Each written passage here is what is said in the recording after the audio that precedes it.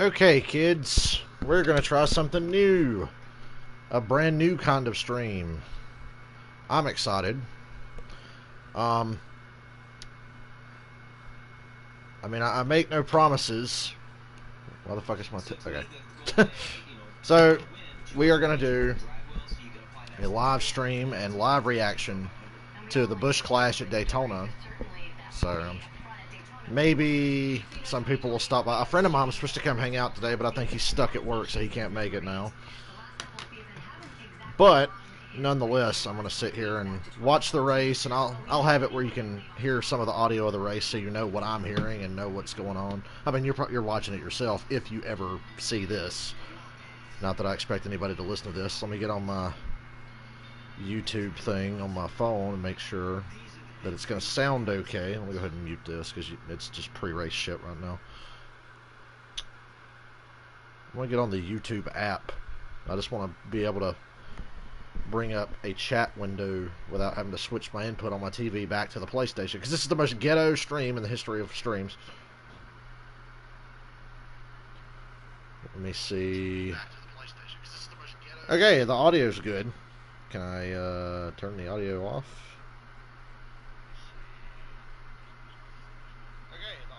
Hold on, hold on, hold on. How do I look at the chat on my phone now? It's not popping up. Come on, motherfucker, I want to see the chat. Yeah. Well, this is going to be a problem. I ain't going to be able to see the chat. If I only had a fucking computer. Wouldn't that be great? Wouldn't that be something? If I had a computer? Boy, this whole headset around the neck thing's going to get old in a hurry. I don't know how to... Maybe I should just hold the headset in my hand and talk that way. Because I've got it like around my neck. I don't want to wear... I might wear it on my ears. Fuck it. Just turn the race up. It's not completely noise canceling. They're talking about Jimmy Johnson on the pre-race right now. I got it muted though. Can I... There's got to be a way to see the chat. You would think there would absolutely be a way to see the chat, but I guess there's not. That just doesn't make any sense. So, if you're on your phone and you want to participate in the chat, you're shit out of luck. Or maybe there's something I'm missing here. Because I want to see the chat. Let me flip back to PlayStation. It is so fucking hot in here. And I've got the window open. It's like 38 degrees outside. There's got to be a way. I want to see the chat. 3 people? Wow. I'm going to try to commune with you, with anybody who stops by. Oh, here we go. Yeah, I found the chat room. I'm going to post a comment. Sup. Make sure the audio is still working. Post a comment. Sup. Okay, so the audio sounds good. I guess I'll leave the chat up on my phone.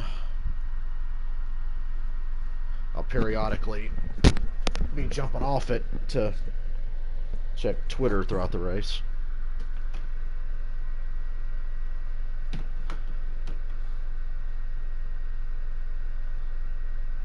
Okay. Once again, me. Testicles 1, 2.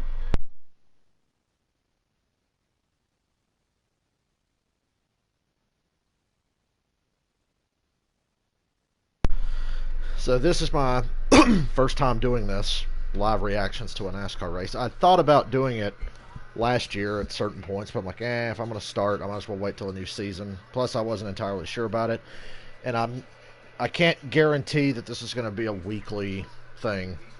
It's just whenever I feel like it. It'll probably be for a lot of races that if it goes well and I enjoy it and don't feel totally weird about it, we'll probably do it almost every week. At least for the Cup race. I'll try to do the Cup race as much as possible, like I said, if this goes well. And when the race starts here, I'll turn the TV up a bit and you can hear the audio in the background. So you're not lost as to what I'm seeing. You can hear Jeff Gordon say, "Look at this!" whenever something goes on. Right now, Jamie McMurray's just talking. because this was one of the 4 times a year he was relevant. Daytona, Talladega, Daytona in July, Talladega in the fall. Prediction for this race, I would assume Denny Hamlin's the guy. It's hard to predict this race because you don't really know. Nobody knows what anybody's got. I mean, I would imagine it's going to be, I'd say the usual suspects, but that's all that's in this race is the usual suspects. We got 18 cars, 4 Hendrick cars, 4 Gibbs cars. Eric Jones is in this race, right? Yeah, Eric Jones is in this race. Regan Smith, oh wow, he picked Denny Hamlin. Really going out on a limb there, but then again, I just said the same thing.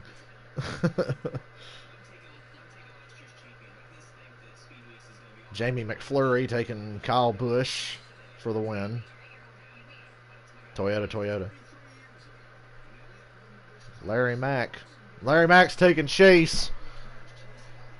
You know, since Earnhardt Jr. retired, I don't really have a particular favorite driver. I just have, like, guys that I really like, and it's situational. You know, depends on who's running up front. I'm like, okay, out of these guys, I'd like to see this guy win. I don't really have, like, a true favorite anymore. I guess I can narrow it down best to say I'm a Hendrick Motorsports fan. That kind of carried over. After Earnhardt Jr. retired, I found myself rooting on Jimmy Johnson and Chase Elliott and William Byron, and then Alex Bowman, of course.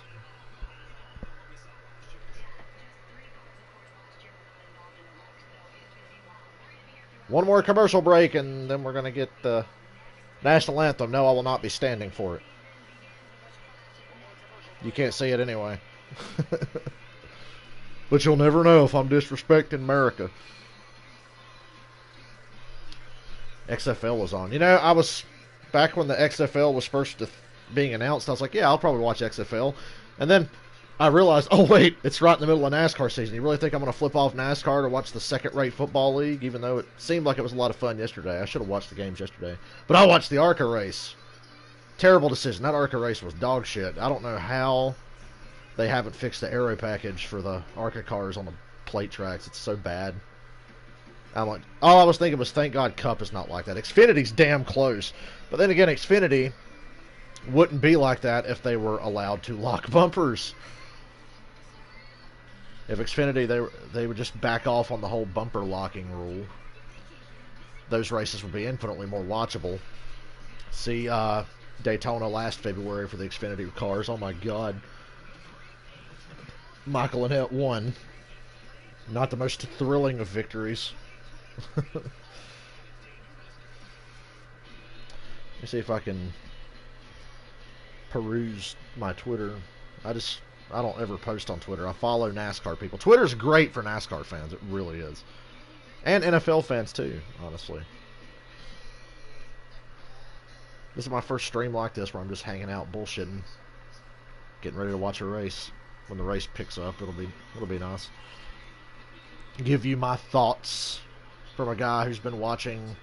You know, I'm no expert. I have been watching over 20 years though. So I'm as expert as a guy who's never been in a race car, sat on a pit box, or watches all these races sitting in a chair can be. Armchair, crew chief, and driver right here. Not really though. I'm not one of those tops.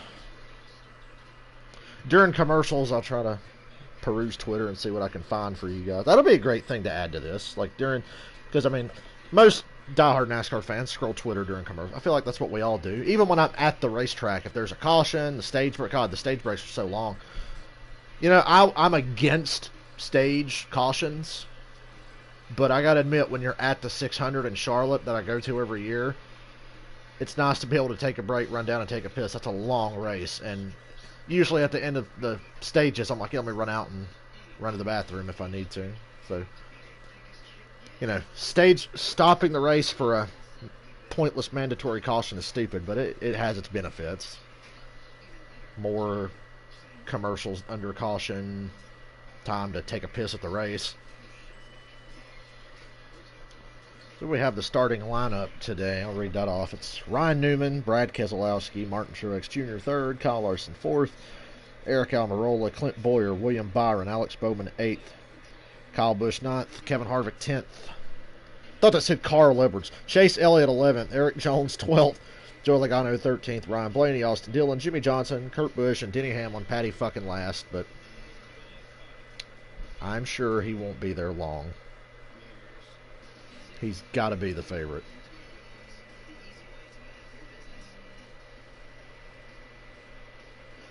He has got to be the favorite. There they are. I'm going to turn the race audio up now. They're not starting yet. Ooh, is that too loud? I don't want to blow my speakers out with that shit. But I want you to be able to hear the background noise. Let me flip over to the PlayStation input one more time. Although it shows on my phone what the deal is. Rock on. Man, I've been looking forward to this all week. We had a lot of shit weather, so I was out of work all week long because of the weather.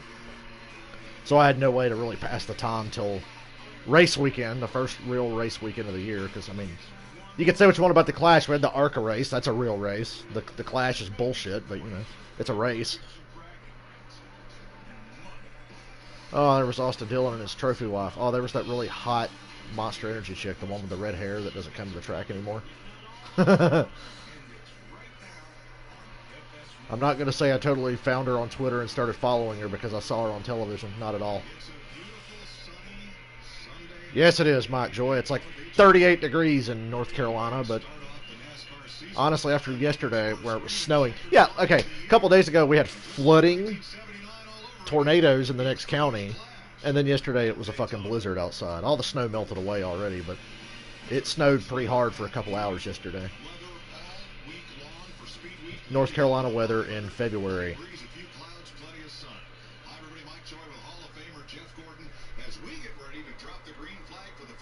I want to hear how you can hear this. I can turn it up a little more. Yeah, Mike, I always love starting off the season in the Clash because this is the first time that these drivers get the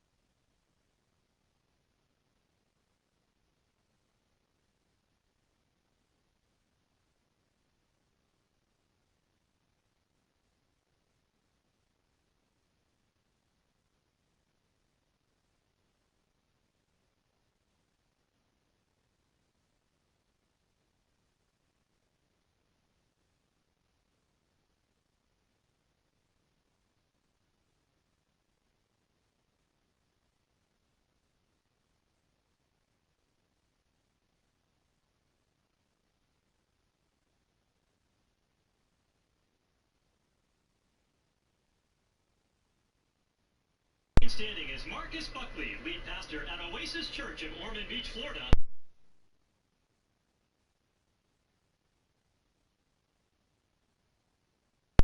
I just realized my headset was off for like 5 minutes.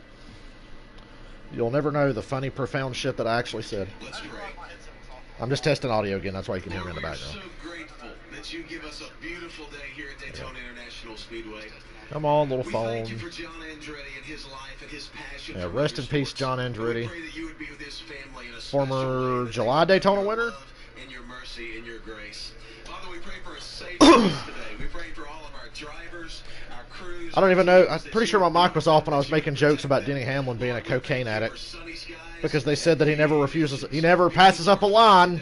And we pray this in your matchless name. Amen. Started with Adderall, it's progressed to cocaine. What a shame. Let's rate this anthem. What do you got, lady? She's fat, so you know she can probably sing. That's terrible. I could say it because I'm not in good shape. Not really fat, just in terrible shape, so I can talk.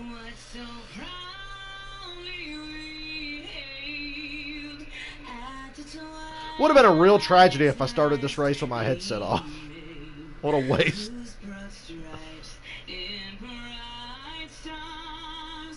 It says 5 people are viewing this. God bless you for some. I don't know why you're here, but I appreciate you.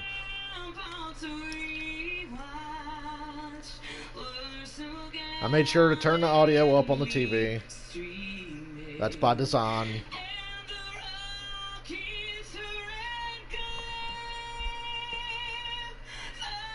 Boy, Joey Logano is starting to look like Stephen A. Smith. His hairline is just fading into obscurity. Much like his career should have after he flopped at Gibbs, but got bailed out by Penske for some reason.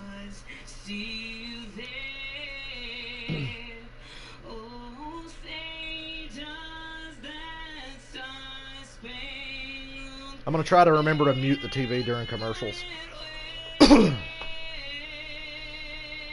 Oh, the land.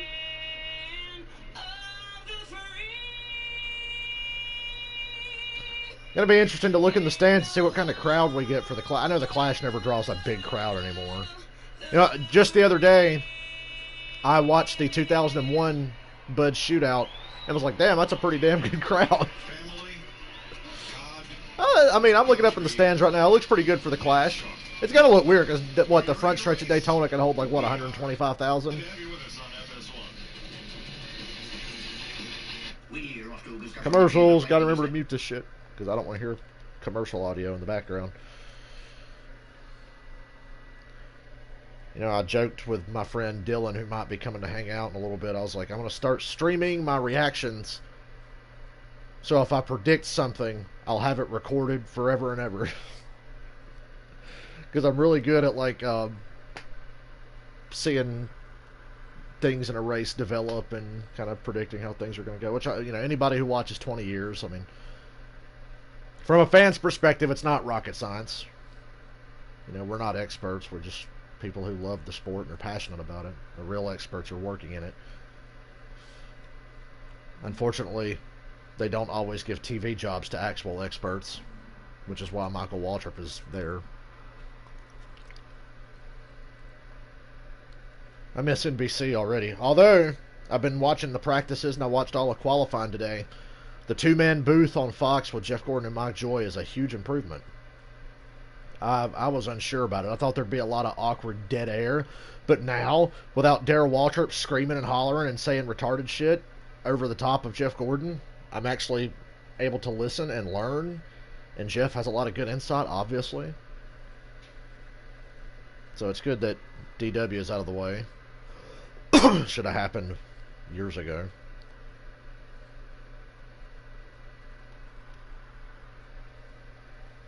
But it didn't. He just had to stay on. He should have retired after, like, around Danica's first year. Oh my god, it's NASCAR Heat 4. Just kidding. I was just making sure that the show. I'm so paranoid because I haven't done this. This is my first time attempting this on stream. So So I just want it to turn out well and be okay.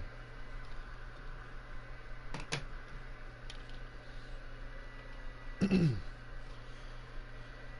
on, get back to the commercials. The dead air in here is killing me.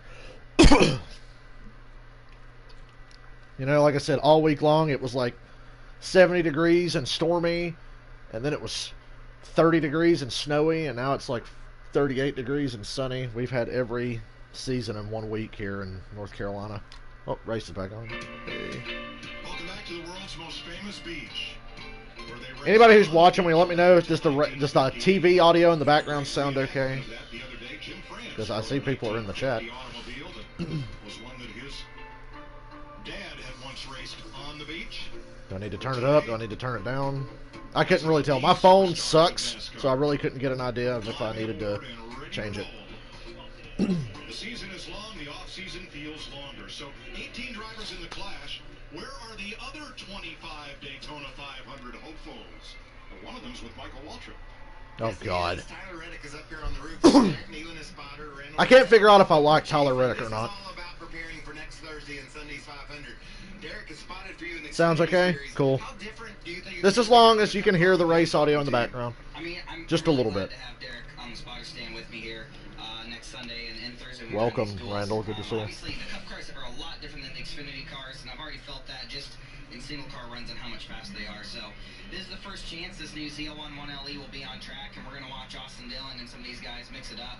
When you have OCD, you're never going to be satisfied with audio. Spanish point one more time. How much tougher do you think it's going to be on Tyler to get out there and mix it up with these Cup guys?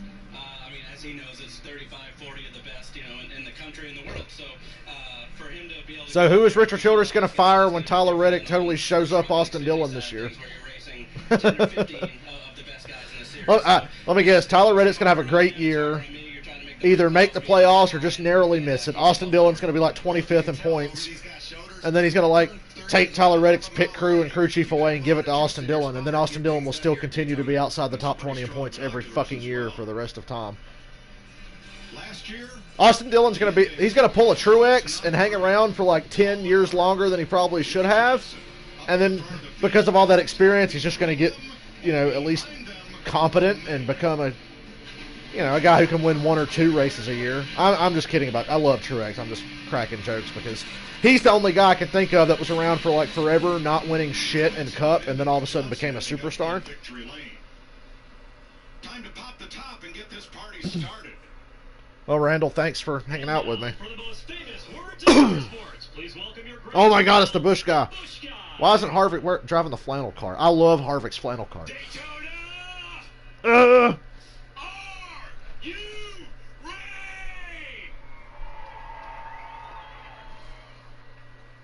Drivers, start! Yeah, I know it's weird streaming from like this because everybody's feed from their cable provider, satellite, whatever, satellite provider, everybody's either a little behind or a little ahead. I feel like my cable is always ahead of everybody else I know, at least by a little bit. So I'm not sure what your provider is, but yeah. That's why I've never done this before. I've never got in on like doing live streams. I don't ever want to be on somebody else's stream because I don't want something to get spoiled for me. I'm the kind of guy, I once went to see, it was 2010, I went to see Leonard Skinner in Hartford, Connecticut. And it was during the Chicagoland race. And I had it DVR'd and was like, I don't want to know anything about this race. I'm going to go see Skinner and then come back home and watch the race from start to finish like it's just now airing. Of course, my sister just had to open her big fucking mouth. Love her though I do. She texted me during the Skinner show and she said, I'm not spoiling anything, but you're not going to believe who won this race. And immediately I was like, well, great. Now I know it's somebody fucked up. And then with about, 20 or 30 to go when David Rudiman's out front, I'm like, oh my God, David Rudiman's going to win. And I know it now because my sister just had to text me and say, you're not going to believe who won this race. That totally took all the drama out of the last quarter of that race. But yeah, it was the night David Rudiman won Chicagoland. You got YouTube TV, so by the time it syncs to my TV, it gets weird. Yeah. I considered switching to like YouTube TV or PlayStation TV, but we got our Northland cable, which is, it's got most of what I need. It's got Fox Sports 1 and HD and all that. So it does not have NBC Sports HD. So whenever the races are on NBCSN, I have to watch them on my PlayStation or Xbox because I've got the NBC app. And the NBC app works really well on PlayStation. It used to be shitty on Xbox, but it started working better. So that's what I do for the NBCSN races. So for the first half of this year, it'll be nice. That'll be a problem later in the year if I don't have a freaking computer or something. Actually, no, it won't because I don't... Okay, I can figure it out. I can watch the race on my Xbox, still stream from my PS4. I've got decent enough internet. Probably hardwire my Xbox because I still don't trust that NBCSN app. Or maybe I'll stumble into a computer or something by then. Yeah, what kills me, I don't have NFL Network. Now, that's usually not a very big deal, but if you're a big NFL fan, the first handful of Thursday night football games every year are on NFL Network. So this year I had to watch like 4 football games on my stupid little phone screen, which was not fun at all. And then after a few weeks they switched to Fox and NFL Network.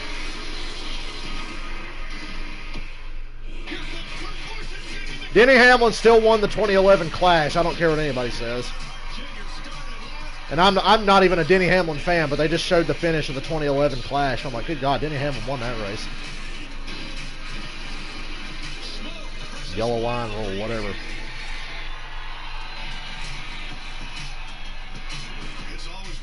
I hope this goes well so I can do this every week. It's going to be fun, I think.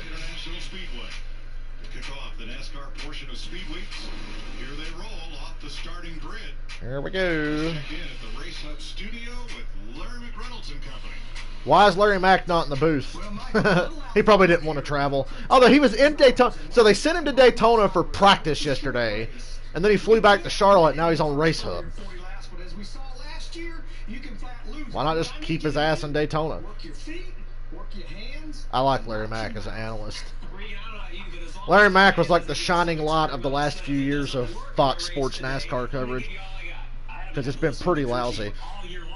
But I'm already seeing improvements just through practice and qualifying. Fox has stepped their game up a little bit, I feel. I feel like even Michael Waltrip chilled the fuck out like he wasn't being a jackass. Not so much, anyway. Let's all just celebrate that they didn't put Michael up in the booth with Jeff and Mike Joy. Because I was so scared they were going to do that. Because he just said, this is my Michael Waltrip impression. We're at Daytona. We're going... Michael Waltrip just sounds like a really gay dude from Kentucky. So I can do a really good impression of Michael Waltrip. These cars are going to be 4 wide. Look at this. William Byron, whose career started on a computer. I need to get one of those. Make my streaming life easier. Yes, I'm going to run my mouth the whole race. That Jones boy. I can't even make a prediction about this race because super speedway racing requires a very specific set of skills, but it also requires a ridiculous amount of luck, so you literally never know what you're going to get. Practice is never really a good indicator. Good God, can you believe how much Stenhouse kicked her ass in qualifying today?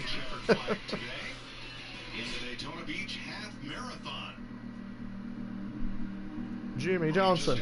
What a wimp. He didn't run on the banking for the marathon. You got to run on the banking. That's pretty cool. Dude, if fucking Daytona Beach was in GTA, you could totally make that race. Get on the creator.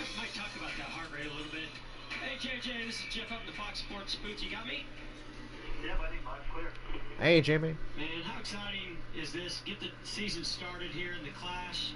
This is a pretty exciting race. Walk me through kind of your process. You won this race last year. Oh, but Kyle Busch is the greatest driver ever, ever, ever. Meanwhile, Jimmy Johnson exists. Not saying he's the greatest ever, but he's definitely better than Kyle Busch.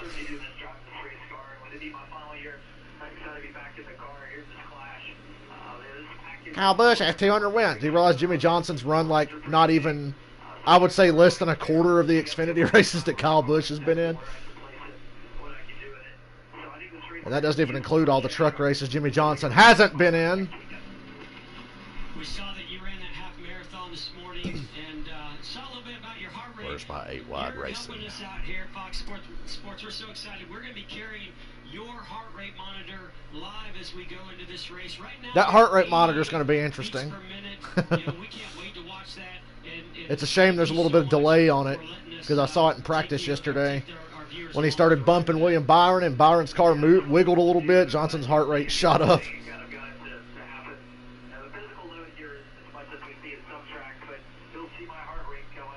I'm going to try to avoid looking at chat when we're not in commercial because I don't want anybody to spoil anything if anybody else drops by and they're ahead of me. I think we all will. Plus, you got that visor cam, so it should be exciting. Have a great one. Thank you. Thank you, Jimmy Johnson roll off 16th.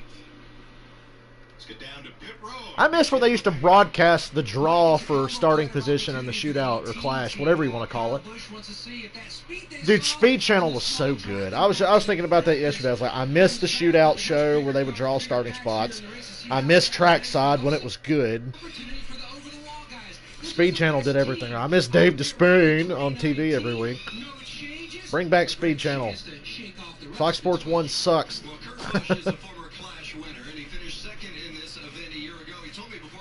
Speed Channel was awesome. I'm going to take a chance here and close my window because it's starting to get a little too chilly in here.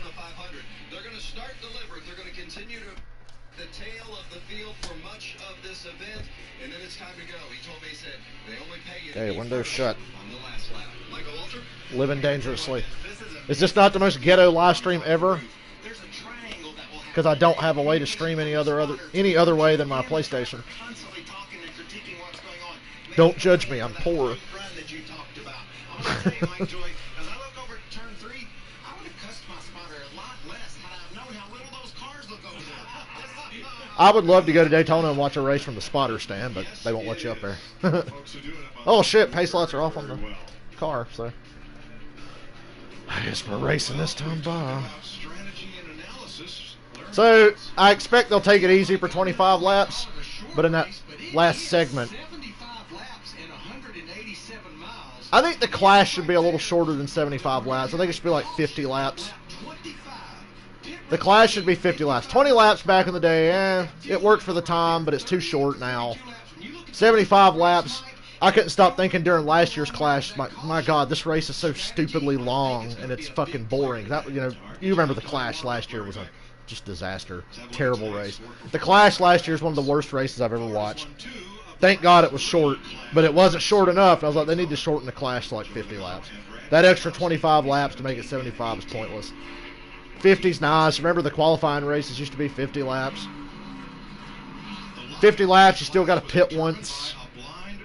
You could split it in half and have two 25-lap segments, whatever you want to do. Just this race needed to be shortened. Although, with this current package they run on the super speedways, it really works well. And that tall spoiler is hilariously ugly. That spoiler just looks so stupid, but it's great. It's awesome for the racing. I've got to the point where I don't care how the cars look because we all thought the CRT was ugly, but it raced way better than this pile of shit we've been running for the last 7 years. But I digress.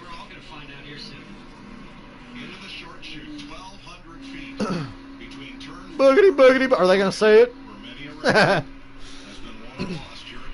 I hope not. And we're ready. Newman and Keselowski about doored each other.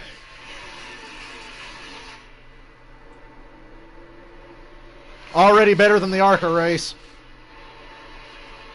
The only thing that made the ARCA race fun was keeping up with Haley Deegan.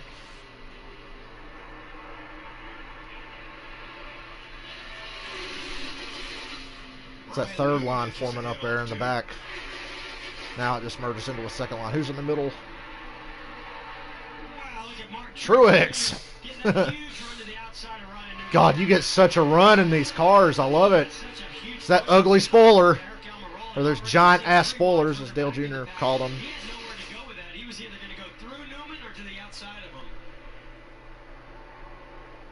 Lest we forget, Ryan Newman almost won Talladega back in October. 3 wide for 17th place. Holy fuck. Cruz coming through the middle lane there. Denny Hamlin already has picked off, what, 4 or 5 positions. Hamlin from 18th up to 11th. In number 11. There's that train forming out against the wall. I'll allow that for the first 25 laps. I will allow it. Take it wherever There's he no can. need to tear a bunch of shit up this early, so. One of the things Now the train's trying to form, but that inside line still got some cars. doesn't let it stall out. Although if I was Newman, I'd go ahead and move up. Bring that outside line. Actually, now he needs to let the 19 get closer to 6, and then he needs to move up. Fourth place on the outside. Yeah, well, I tell you, he's not- Boy, Hamlin just screwing up that top lane. Hamlin again, making another move, gets a good push from his teammate Eric Jones from behind, and it goes right to the outside of Ryan Newman. Or sorry, Hamlin's made it halfway through the field. He's to 10th.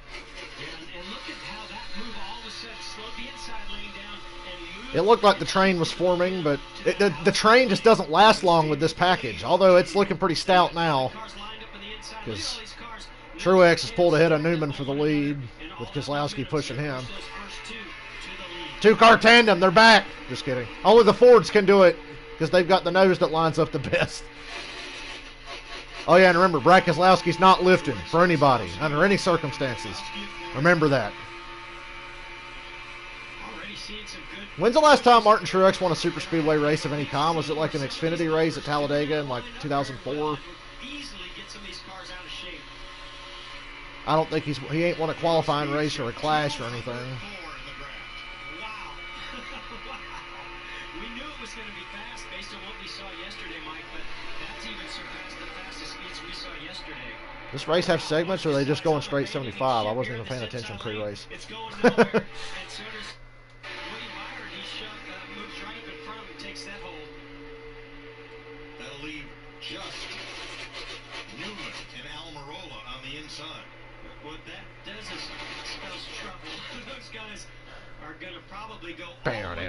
I used to get pissed whenever the train would happen because the previous aero package they ran at Daytona was so shit. I remember I was in a NASCAR group on Facebook. I post in occasionally, and every time that would happen, I would post "Train kept a rolling" by the Yardbirds, or as the kiddies who play Guitar Hero know, by Aerosmith. Yep, the train is formed. Choo choo. Newman found a spot. Good luck calling this, Mike Joy. I don't even know what to say. As you said, headed only one way. Now, I heard something I never heard yesterday. God, Almirola. Lifting, that tells you That's a lonely man right there, Eric what this guy is Almirola. doing right now. That's a big rear spoiler in the back of these cars. Punches Giant in, ass goes spoiler, Jeff Gordon. all the way to the back. Now he's got to make sure Or was it big he ass doesn't spoiler? Does it lose really the matter? track. I really believe these cars are punching. Choo choo. He should be able to latch right on Choo choo. that final car back there. But he was in a Big train. deficit to that outside lane as they streamed by him. Well, that's the one. Well, there's no teammates really lined up except Harvick and Boyer. You can't lose the track. But when you're the only car that gets shoved out or in that lane, This is bullshit. you're going a long way. Where's my 8-wide racing? So we're going to have to watch this for 65 laps, and then they're going to race for 10. Mark Truex Jr. taking- Every year I fall for it. Every year I get hot for the Clash, and then this happens. Usually when they take the timeline, it forces Every year I'm like, yes, that are looking NASCAR's back. The now. Clash is happening. And then it just turns into a shit show. When's the last time the Clash was actually worth watching? You know that you still have quite a few laps to go, but Oh, Hamlin, Jesus, you see the ass into that car move around when he pulled out of line? Logano thought about going with him, but he wasn't clear to get behind him. Not that they would have gone anywhere. There's only 2 of them. for him. He was hoping he was going to drag that 22 Logano back, create an Woo. opening, then slide in it. That air when that got disrupted. Got a little help there from Byron. Lucky these things were packed with downforce. Yeah, I think William decided. With the previous aero package, that would have probably been a spin by Hamlin. Hamlin out, but then that hole went away. Now here's the run. He comes up on the back bumper, Woo! tries to side it. So that car actually was pretty stable. I thought he got loose. He actually He did was get making loose, but the basic spoiler's moves like to try 25 to feet side tall, out so. the 22 to pull him back to hopefully Oh, open there's the who's that in the spot. back there? Chevrolet. An inch or two. Chevrolet on the bottom. When he made that move. Board of the train. Byron's got a lot of help down in that lower lane. He's got his, a couple of his his teammates right behind him, and Alex Bowman. Also, you've got Chase Elliott further back from that. Now, is this the Chevy brigade starting to work? If you remember Talladega last spring, the Chevys really worked. Hamlin's moving down to pick him up, though. And they're just going to go right up to the top. They're going to get clear of Hamlin when he gets to the back, and then they're going to drop back down to the bottom and try it again. Help one another, but don't help one of those other guys. We live in a new age of manufacturer bullshit. The last couple of years have been ridiculous. And with the previous aero package, it was like the worst when the manufacturers would just stay together. Like that time every Ford driver let Joey Logano win Talladega. 2018, that race was horseshit. That was one of the times I've been the most mad after a race where I didn't have a driver I cared about in it. I was like, this is horseshit. They seriously sat there and let Logano just do what he wanted. Well, props to the Chevrolets for trying to make it interesting. Commercial.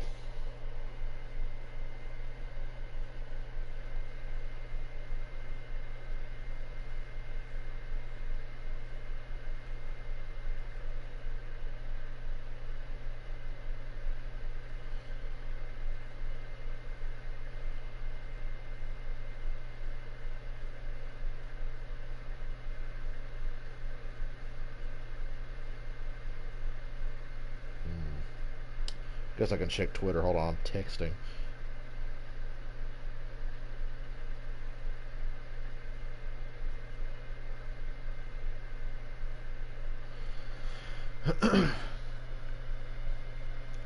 At least now when the train happens, if you get about 8 or 9, let's say 8 cars together, you can pull up there and catch the train that's running the top. You can't really control the race like a douchebag. Unless you have like 8 teammates lined up behind you, or 8 manufacturer teammates lined up behind you.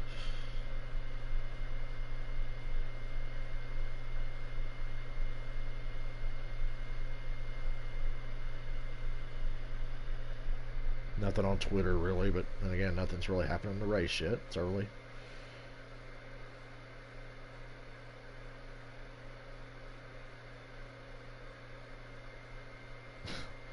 Barstool Racing.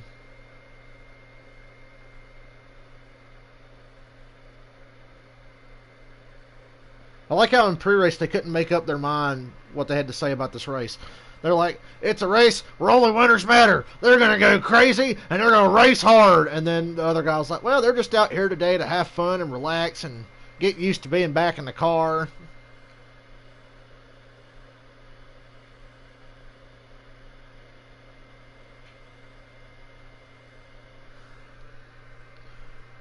At least we know it's not going to be like the ARCA race.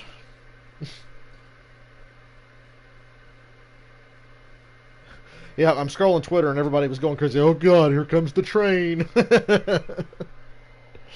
Everybody hates the train. Truex has a big plastic bag on his grill, apparently. Keselowski got the lead. Oh, yeah, Truex had the plastic bag and had to drop out.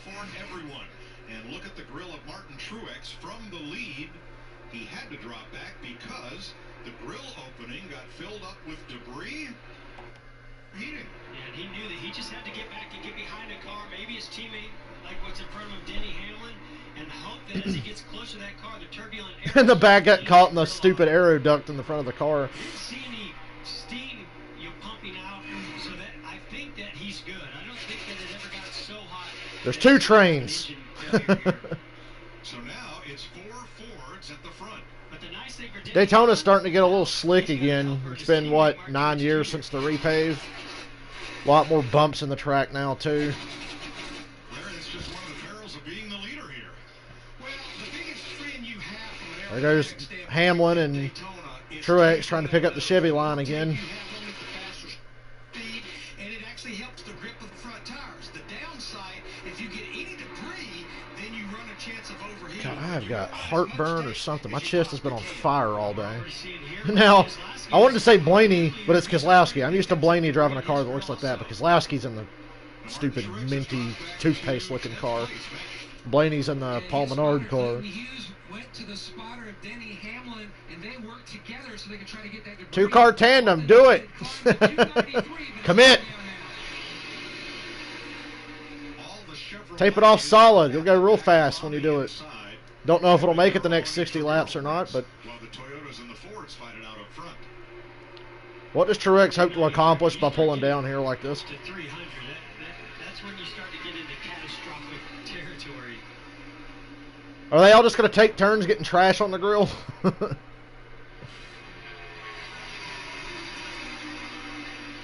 talked about those Chevrolets, how they started lining up on that inside lane. Now look what you have up front. Oh, yeah, 4 Fords, 3 Toyotas. I feel like these guys... The Fords are going to hold the fort.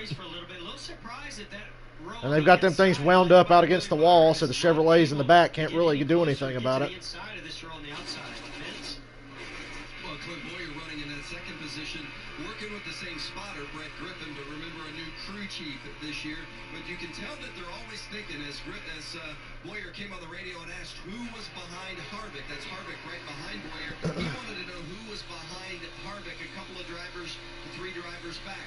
Always keeping in mind, if he pulls out to go for the lead, who might be back there to go. So we have the length of a qualifying race left. And he was thinking and asking, maybe plotting for a move. And the answer was Joey Logano, followed by Eric Jones. Choo-choo. Complete this time by Keselowski. Well, I mean, they can get their commercial breaks in. That's the one positive about the train. They were seriously playing Old Town Road while they were going to commercial. God. We have strayed so far from God's lot. Boy, I love muting it during commercials. I don't have to hear any of that stupid shit. I can't watch it like I watch WWE. I watch WWE by starting the show an hour and a half late so I could skip all the commercials.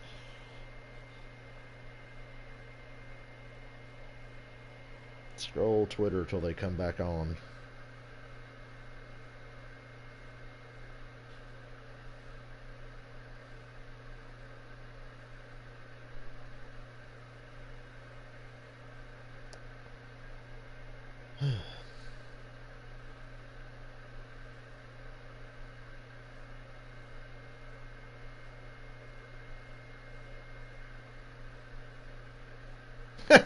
XFL replay official using an Xbox controller to review plays. That's funny.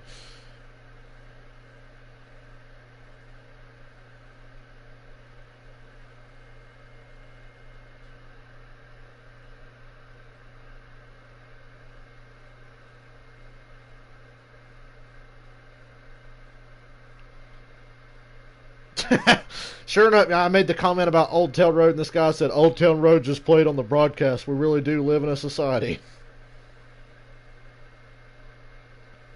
Should have played that stupid song on the SmackDown vs. Raw 2007 soundtrack, you know.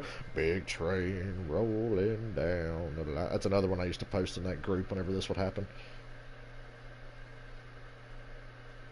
Well, ain't nothing happening on Twitter because ain't nothing happening on the racetrack right now. Were these? Whoops. They're sold.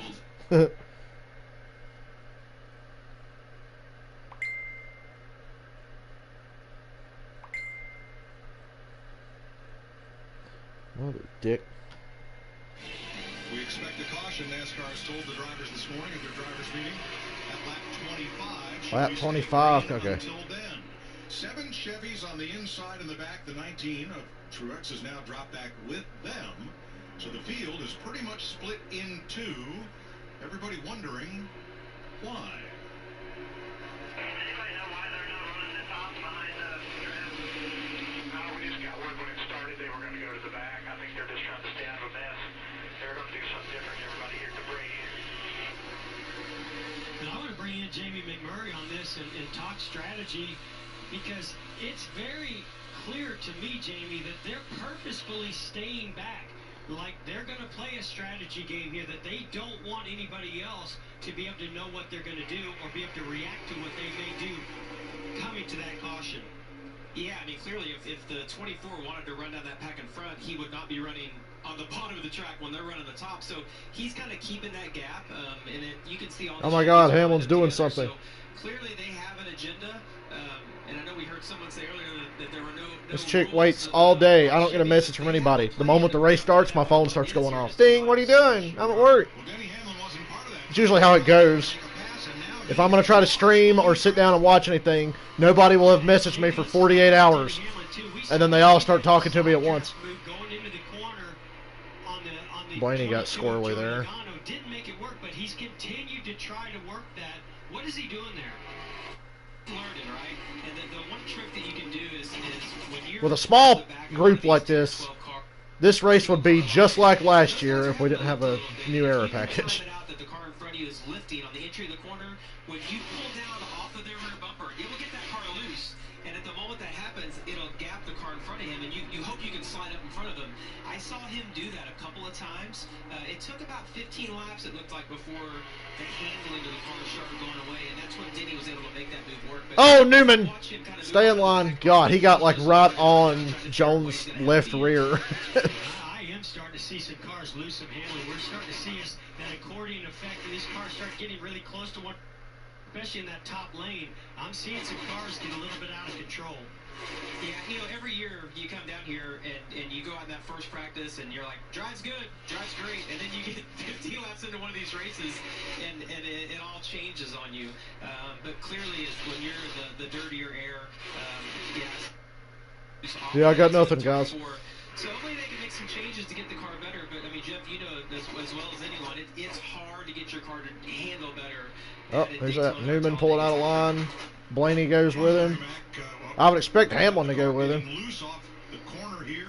Kyle Busch. Ooh, Kyle Busch. You can see him putting the input into the steering wheel. Reels it trying back to get in. off the wall. So are we going to see pit stops before we see... Nobody went with Newman. Well, we heard the conversation on the radio about maybe the Chevrolet team's doing something different. We do know that caution is going to come at lap 25. Now, if you come prior to 25, Mike and Jeff, you still have to make another stop. You know, NASCAR changes the fucking rules and regulations for shit so much that I'm thinking, can they pit with less than 2 to go in the clash? Because you can't in a regular race. And then when the window opens, headed toward the end of the race, you pit for fuel only. I think we'll see some variant strategies here. Now, what we've been told by NASCAR is that once every lead lap car goes by the start-finish line, that's when they'll throw the caution. They may be on pit road. I think the Chevys are coming. No, no, they stay out. Nobody headed for pit road.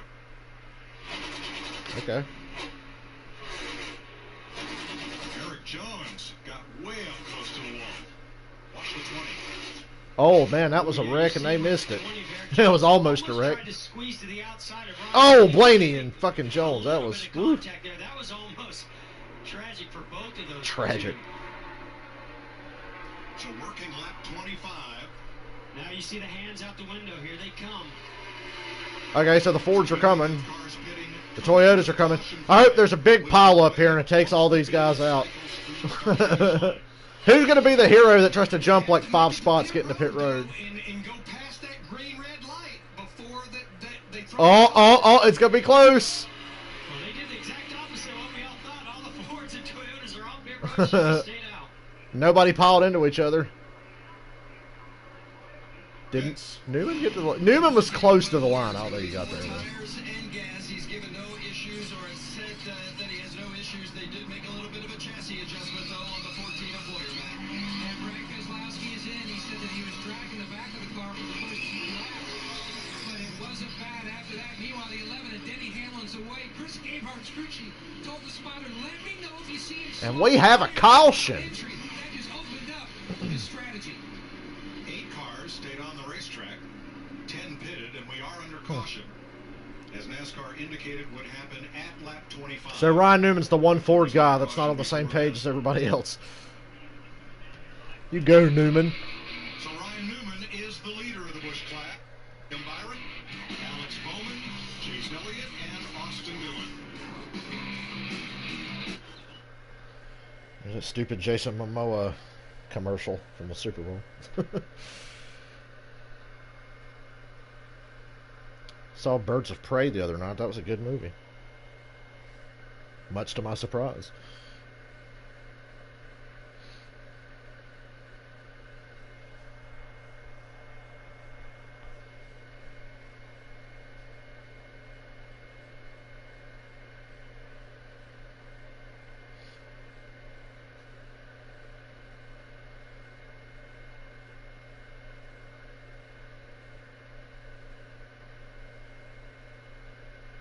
I agree. Eric Estep posted something that I bitch about constantly. He said Fox's infatuation with full screen replays over green flag racing is very aggravating. I agree. That was my biggest pet peeve from last year, amongst other things. NBC had the right idea. They did split screen replays. There's nothing wrong doing split screen replays, you know.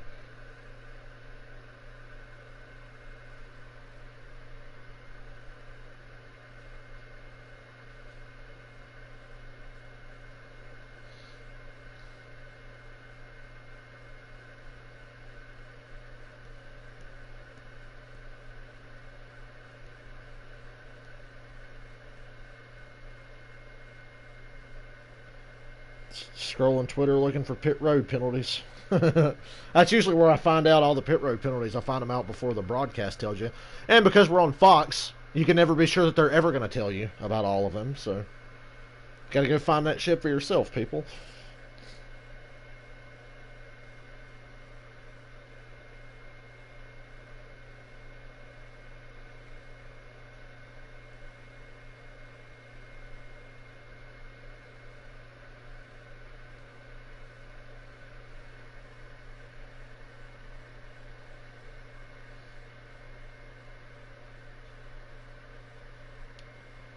I mean, so I can tell you that Martin Truex says he's happy with his car. NASCAR Twitter's losing their mind about the single file racing, but like I said, nobody's going to try to bust their ass with 60 laps to go. It might pick up a little bit now, because especially for Newman, these guys are going to be right on the edge of being able to make it. Caution laps will help.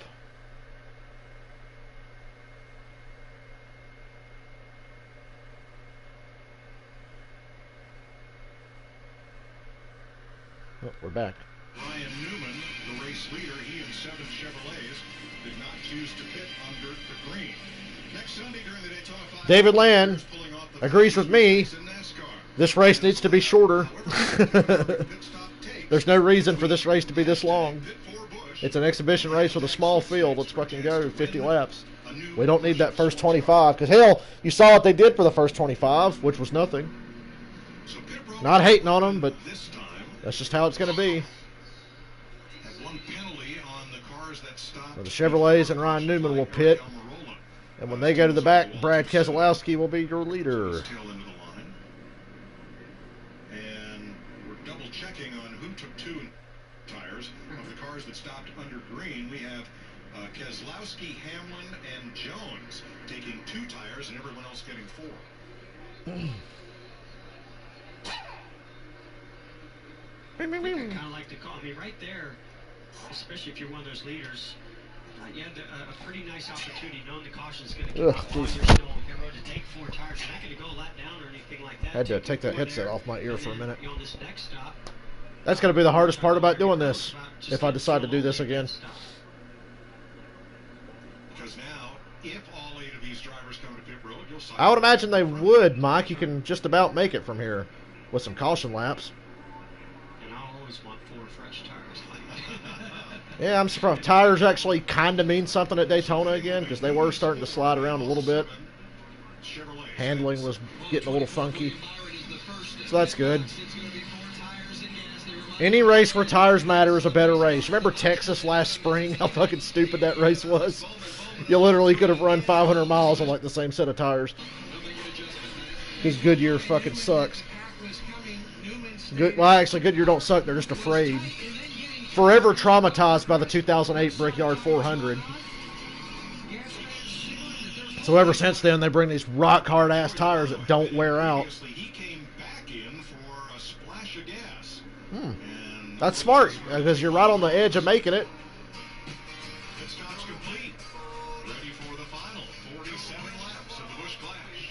Okay, now the real clash is about to start. The real one's about to start. Get back on Twitter again. Oh, I'm glad to see the XFL's going great.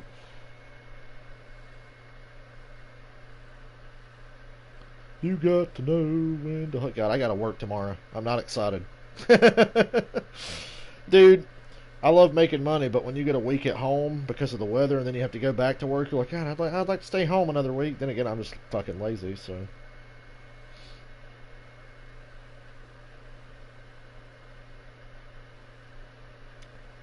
I'm lazy, not proud of it, but I don't hide it. But if there's work to be done, I'll do it. So I'm working tomorrow.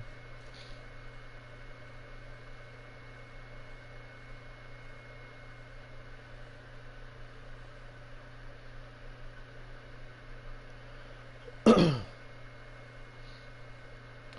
know, some people don't like that the Clash is a day race again. I prefer the Clash to be a day race,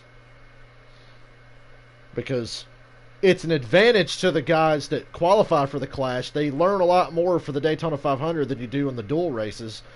The dual races are not races and have been that way for a number of years now, which is good because people get to watch them, but at the same time, you don't learn quite as much running at night when it's like 50 or 60 degrees as opposed to what's going to be like 80 to 90 degrees in the 500.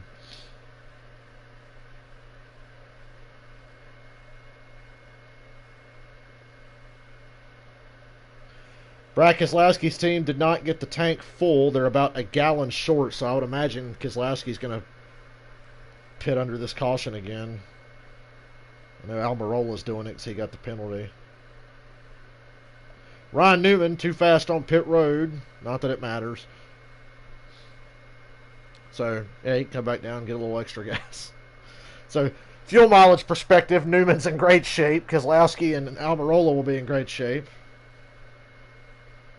Which everybody is. You know there's going to be some cautions. This race goes to overtime, though. It could get iffy.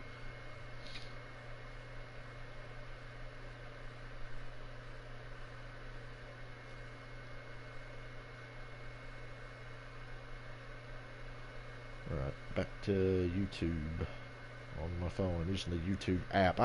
I never use the YouTube app. I always use Google Chrome. Welcome back to Daytona. This is But the app is good for seeing the chat. the tower at start finish where the spotters are perched. I love that Fox music. Yeah, Mike, Christopher Bell. I miss the starting grid music. Series along with Stevie Reeves, veteran NASCAR spotter. What have you learned so far, buddy? It's been a lot of fun. Just trying Christopher to Bell. with Stevie, and I've had Tony Hirschman spot for me like the last 3 or 4 years. So Or as build that relationship with my new spotter. Vince Welch will say, Christopher Bell. You could do this announcing thing. Green, guys, take it away. And that's where we're going. Now, a lap ago. Seriously, go watch every truck race Vince Welch ever did. Christopher Bell. That's how he always said his name. He loved him some Christopher Bell. Also was penalized for too fast entering the pits on his Green flag. back in the green. 45 laps to go. Rowe. Keselowski didn't pit again, even though they said they're not full of gas, so I don't know what the deal is there. Maybe that was Bob Pockris said it on Twitter that Keselowski's a gallon short, according to his crew chief. Boyer leading the outside. Yeah, Keselowski, he knows he's got a block. Shit's gonna start to pick up a little bit now. He gets these huge runs. Gotta keep him behind me. I don't know if he's gonna be able to hold Good off shove this from one. Eric Jones to Denny Hamlin. Great camera work there. I couldn't see the pass, Fox. Toyotas are lined up on the bottom. That's trouble. But there's Fords lined up on the top. Penske, Stewart, Haas. They do, but I don't know. Oh, man, Boyer is pushing the shit. Boyer at Talladega last fall was an excellent pusher. He is the best at this. And if you remember when the two-car tandems were going on, Boyer was really good at it. He won Talladega twice using tandems. Become an issue. And he is pushing the shit out of Brad Keselowski. Boyer's got it down, man. Talking about that, like Jimmy Johnson. These kids today don't know about tandems. These kids today.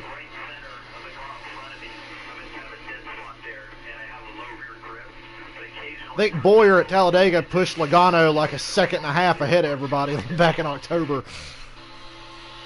Keselowski, Boyer on the outside. And they'll be first to the line this time with Busch. I wish my cable would stop acting up. It's kind of becoming distracting.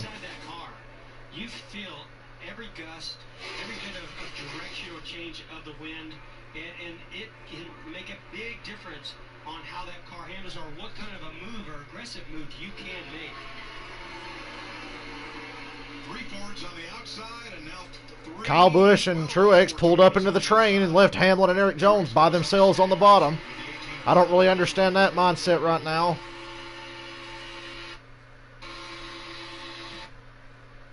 And my cable's fucking up. It's really becoming distracting. Am I going to have to switch to the standard definition channel and watch TV like an even poorer person? I'd say poor people, but I am poor people. But I think that just allows him to make some moves that really seem to work out for him, and maybe the confidence of those moves working out in the past. I don't know if it's my cable or Fox. Fox Sports 1, whatever. We've had trouble with this cable in the past. Choo-choo! And the Toyotas, Busch and Truex ditched their help, and now they're just up in the fucking train like everybody else. We got even one of the Chevrolets. I saw Larson's running the train. Running train. Clint Boyer, if he can just stay in second, shove Keselowski out like a mile ahead of the pack on the white flag lap and then ditch him and make the move for the win. You heard it here first. When he does that later, I'll sound like a genius.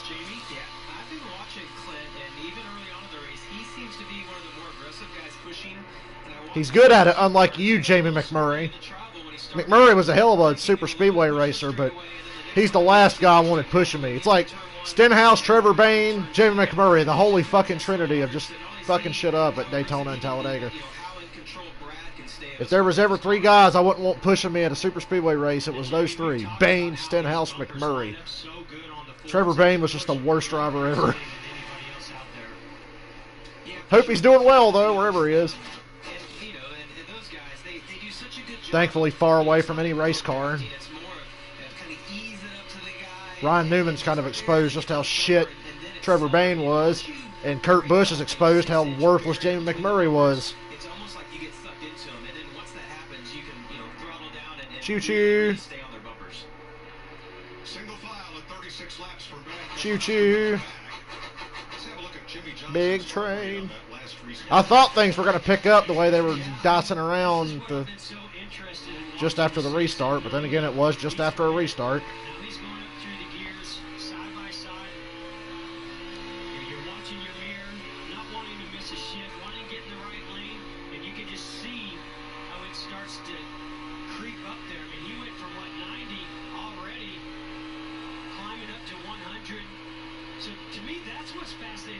Where's my 8-wide racing? Come on, why aren't they flipping? Where's my 8-wide racing? We better get a photo finish out of this.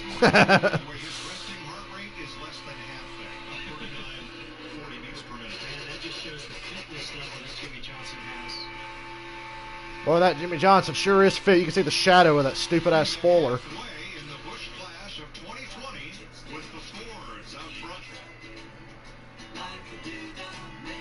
Toyota's totally sabotaged themselves. I don't really know.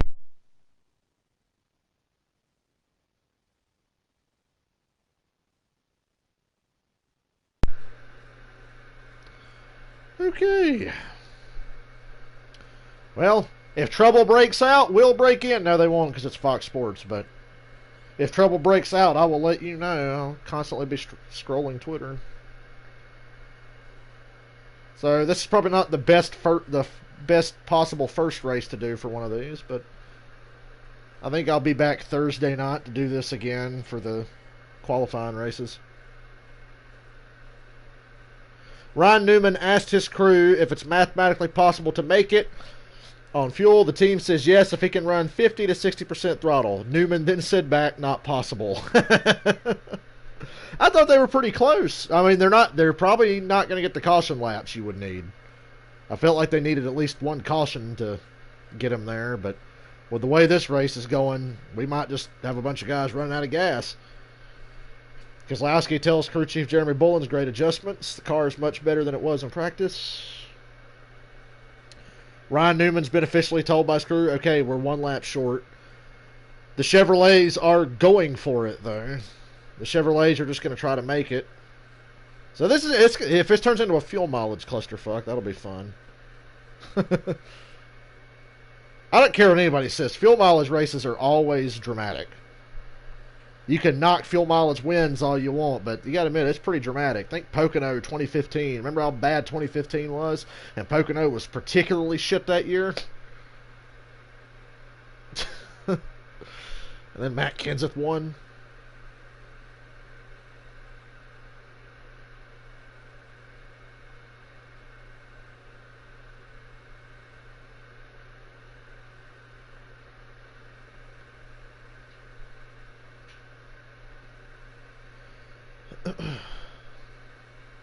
So, like I said, Ryan Newman's a lap short. They suspect the Chevrolets are going for it. Might as well. Run the shorter line around the... I would like to see the Chevys get on the bottom and run the shorter line around. Might save a little bit of gas. William Byron is being urged by Chad Knaus to aggressively save fuel. Here we go, folks. It's going to be a fuel mileage race. Welcome to 2020. For the Daytona 500, 7 p.m. Eastern, only on FS1 and the Fox Sports app.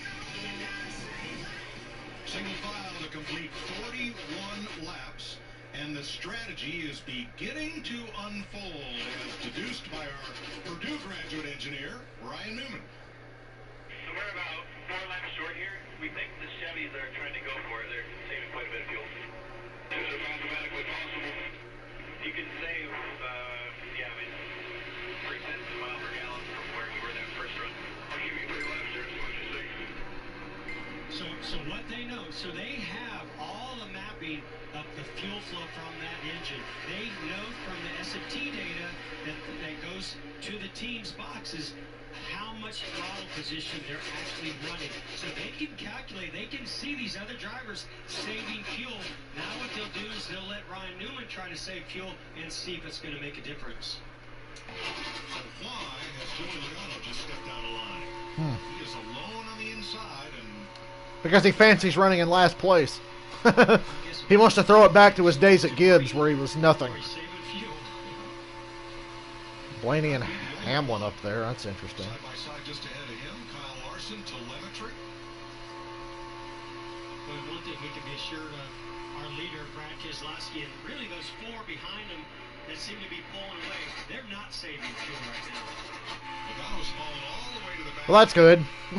That's coming forward again on the inside. Go with him, Almirola. I don't like Logano, but do something. Somebody do something. I guess the good thing is this race will be over fast at this pace. One of many that have expressed their concern about how much debris is on the track, and then Kurt Busch just radioed in and he said the track is really getting greasy and much freer. So between that and the debris, That's good. Daytona has like handling issues again. Afternoon sun keeps beating down on this racetrack. But Jeff, you're going 195 miles an hour. How do you save fuel? Well, and if the track is getting greasy, that makes it easy because that means the cars are sliding around. You're going to lift off the throttle, which isn't going to use as much fuel. But when you're in this line of cars towards the back, you're cutting through the air using the draft. It's pretty easy to run sometimes a quarter of the throttle percentage to just stay into that draft. You don't have to use 100% throttle, up the throttle position. All right, Larry Mack, I know your calculator's cooking. Can anybody make it without stopping? Well, let's start with the top 7 right now, which is Fords and Toyota drivers. They pitted with 50 laps to go. I safely say they cannot make it. That's the reason they're up there up front, not saving fuel. But when I look at the Chevrolet count, all those that came and topped off with 46 to go, if they're saving any fuel at all, no question, that is their plan, is to try to make it. Run the bottom is what I'm saying. I think this just goes to show you, these teams, crew chiefs, engineers, drivers, they look at any possible way that's going to give them the best shot to win a race, any race. This race included is important for them to win. If they think strategy is going to be their best shot at winning it, they'll go for it. If it means you drive to the front like Denny Hamlin's been wanting to do, or Brad Keselowski out front, then you do that strategy. All building your book for the Daytona 500. Up front, maybe a lead change here. Keselowski under fire from the inside. Here come the Toyotas, Kyle Busch and Martin Truex. Yeah, Kyle Busch has Oh my God, something happened. teammate Martin Truex Jr. that's willing to go with him. Don't know if maybe the two's starting to have some handling issues. Kyle Busch maybe saw that, but he's going to be in a little bit of trouble here, both of those Toyotas, because there's 3 Fords in that outside lane. 5 cars under a blanket off turn 4. No debris. Look at that lead car, Brad Keselowski. Oh, here comes the pit stop. Now we know why Kyle Busch went to the inside. Kyle Busch on pit road with Truex, Hamlin, Ryan Blaney. Ryan Blaney, you're not going to outsmart me. Vince. The 12 of Ryan Blaney, as you guys would anticipate. Interesting. It's just fuel only, just enough gas You know, to the it's not end. been the most thrilling race, but it's certainly starting to play out in an interesting way. And Brad's got a lot of trash on the grill again. That is a lot of trash. Oh, close call because his tire changer was already around in front of the car. Here's a look at Eric Jones. Are the Fords giving it up? Well, we won't know because we got to cut to a full screen replay. God. You don't have to show full screen replays. Just go to a split screen, you lazy fucks. There we go. The Fords are on pit road. A few of them. The end of his race here, but it might be something that helps him in the 500 Vince. It's really important for the 14. Don't slide the tires because it's gas only. Don't want to do any damage to them getting into the box. Well done by Clint Boyer, Matt. Quick stops up and down pit road. Everybody Interesting to see, even with all this downforce, that the track is slick. 5 Fords coming to pit road at lap 47. You can see it in the color of the track. Leaves the Chevrolets, 5 That just looks like a slick racetrack. Byron Larson, These guys are going to make it, I think.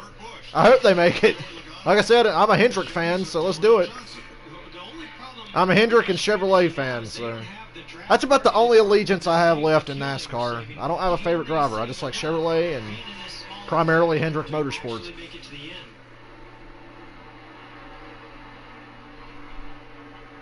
crunch of cars entering turn number 3 as everybody jockeys for position. Fuel mileage race in the Clash. Pit road. You know what, NASCAR? That 25-lap caution was perfectly timed. And this is what they get for running single file all day. You got to wreck somebody, cause a caution. You've got the 3 Toyotas, not in the lead yet, but ahead of those guys that they were racing at the time. Hamlin 9th, Kyle Busch 10th, and Truex 11th. In position to assume the lead if that first group of cars comes to pit road.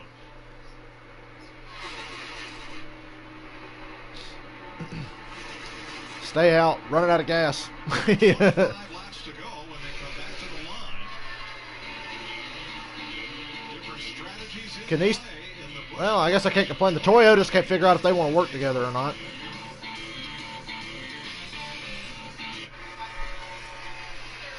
You wanted a man cave at our new home. But she wanted to be close to nature, so we met in the middle. Oh, look who just woke up. You are still cute. But one thing we could both agree on was getting Geico to help with homeowners insurance. Yeah, it was really easy and we saved a bunch of money. Oh, shit, I forgot. Hold on a second.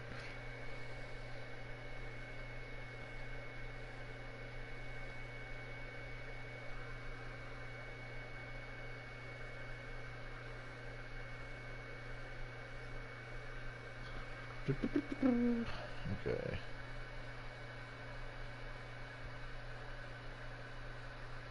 Let's see. You know what sucks? I didn't see your comment about the nose of the Camaro on my stream on my phone. I had to switch over to PlayStation to see it. I guess I should just close the YouTube app and reopen it every time I take a break during commercial or whatever. Because for some reason it didn't load that comment. But yeah, the nose of the Camaro desperately needed to change. Talladega in the fall was like the breaking point for me. Like, they need to change that shit.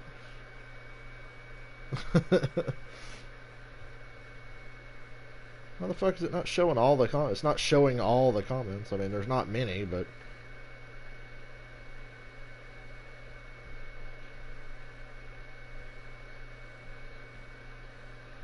That'll be a problem. It's going to bug me. But I guess I'll remember during, like, commercials or stage breaks or whatever to flip back over to the PlayStation and take a look at the comments there. We are literally not learning anything from this race for the Daytona 500. Because the Daytona 500 is not going to play out like this. You're going to have 40 cars, and it's not going to be a fuel mileage race. That I can pretty much guarantee.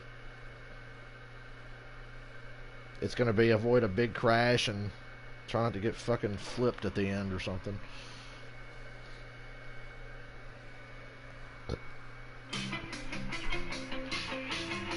But it's going well for me, Chevrolet fan here. Them cheating Toyotas ain't going to win. For now. What the fuck is this cuckery, Larson? Oh, they told Byron to drop back. Well, it's going to be a game of, I don't want to lead this race. Well, I don't want to lead this race. I never expected this race to play out like this.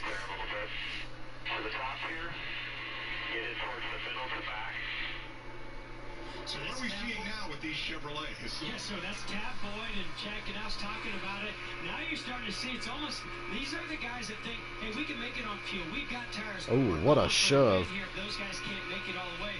But it looks like a little Tour de France action, trying to jockey for position and who wants to cut through the air and who wants to draft. Well, that pack's chopping it up. Vince? Hey, you know, back to that William Byron radio you guys had, they were hoping that Byron could slot in the Ford. The Fords are pretty good about staying together. It's the Toyotas that aren't committed for some reason.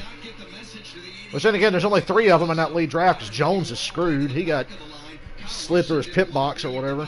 Because that takes up too much fuel, so he went to the back as well. And you can see the telemetry down there. This is Kyle Larson's telemetry. He's not. I hope it stays green.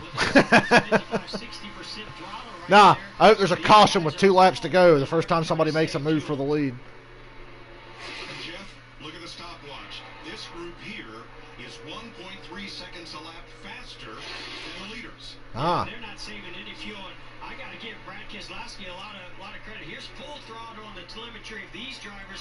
Brad Keselowski was at the back of this pack, and he maneuvered his way through some pretty aggressive driving to get to the front. These guys think they're racing for the win. Anything but them cheating Toyota. Oh my God, you see that? That was almost a head-on collision. Fuck off, Busch. Look, as I'm watching this, guys, I think that even if the Chevys can't make it, or if they catch the Chevys, they want to be at the front of this pack because they think that's going to be the winner. But this is killing their speed to run side by side like this, and no one is content to run wide. I thought it was just a couple of guys, but it seems like whoever's leading is getting passed right now. So, yeah, these guys think that they're clearly racing for the win, and the Chevy guys, if they get caught up, I don't feel like they're... The Chevy guys are just hanging on for dear life. When this pack catches, So I guess this race isn't going well for me. They need to stay split screen like this because we got 2 different agendas here. These guys are dicing up behind them. There might be a caution. Here comes that. Chase is like, I don't want to lead now. Interesting that Logano's up there with that group. That's Kurt Busch in the 1 car. This group is 1.3 seconds slower than the Ford Toyota group. They're 16 seconds back with 19 laps to go. These fellas here are in trouble. They're hoping these guys Yeah, are racing a lot behind didn't get the 1 caution we needed. Jeff, the old conversation on the Team Penske radio Keselowski. Well, you might as well just run it out of gas. It's the Clash, dude. We already heard about the 6 of Newman. He's running 60% throttle, but the 22 of Logano, he asked if they run with the Chevys, if they're going to be able to make it running where he is. They said, no, we're going to be at least a lap or 2 short at this juncture. I think with that many Well, if you get a caution. you can run 50% throttle, which we see Joe Logano's having to run more than that, being that second car in line. I think you can make it, but you know you can gain that 1 lap. Now, that's 2.5 try to save. The only way you're going to do that is to be at the back of this pack. You might get there, Jeff. But with the Maybe after this year they'll shorten this race. I don't think you're going to get there first. Well, and they've Okay, the Toyotas are lined up. Wow, Jones managed to stay with the draft. I thought he had lost it. I wasn't even paying attention to him, really. So, yeah, the 4 Toyotas are together now. 17 laps to go in the Busch And we're going to go to another commercial. And the bold moves are starting to happen. How. Well, at least they played good music going to that break.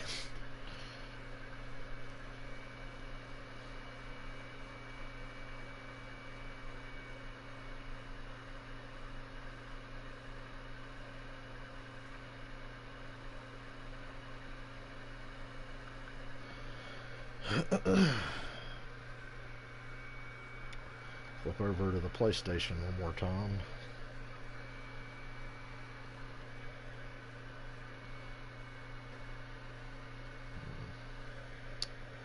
And Twitter.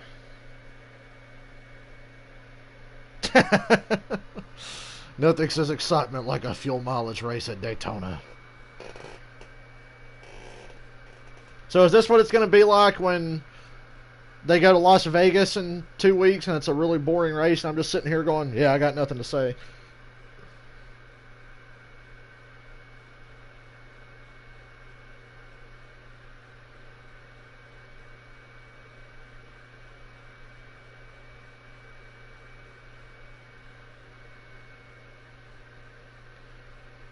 Everybody on Twitter saying they need to shorten this to 20 or 25 laps. I think that's slightly too short. Just make it 50. Nice round 50. Or 40. So it's kind of long, but you can make it on one fuel run. You don't have to pit. Maybe that's the better idea. 40 or 50 laps. 20 or 25 is too short. Then again, it might be fun. So they might give it a shot after this race. I thought after last year they would totally change it, but maybe after this race plus last year's race, okay, we need to just retool the Clash a little bit, make it shorter. No reason for it to be longer than the qualifying race that has more cars.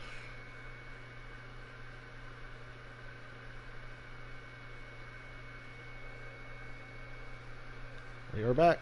To go, the tale of 2 strategies in Daytona. On your left, look at Joey Logano running 60% throttle at the head of this group that is trying to stretch their fuel mileage. His pesky teammate Brad Keselowski trying to pull that second train right up with the first and take over the lead. They've been closing 2 seconds a lap. I mean, these guys are saving a lot of fuel. God, this is going to get shitty here at the end.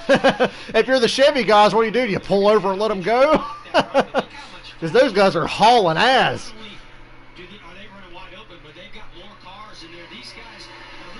That's so lame. You got to limp home and save fuel in the Clash. Come on.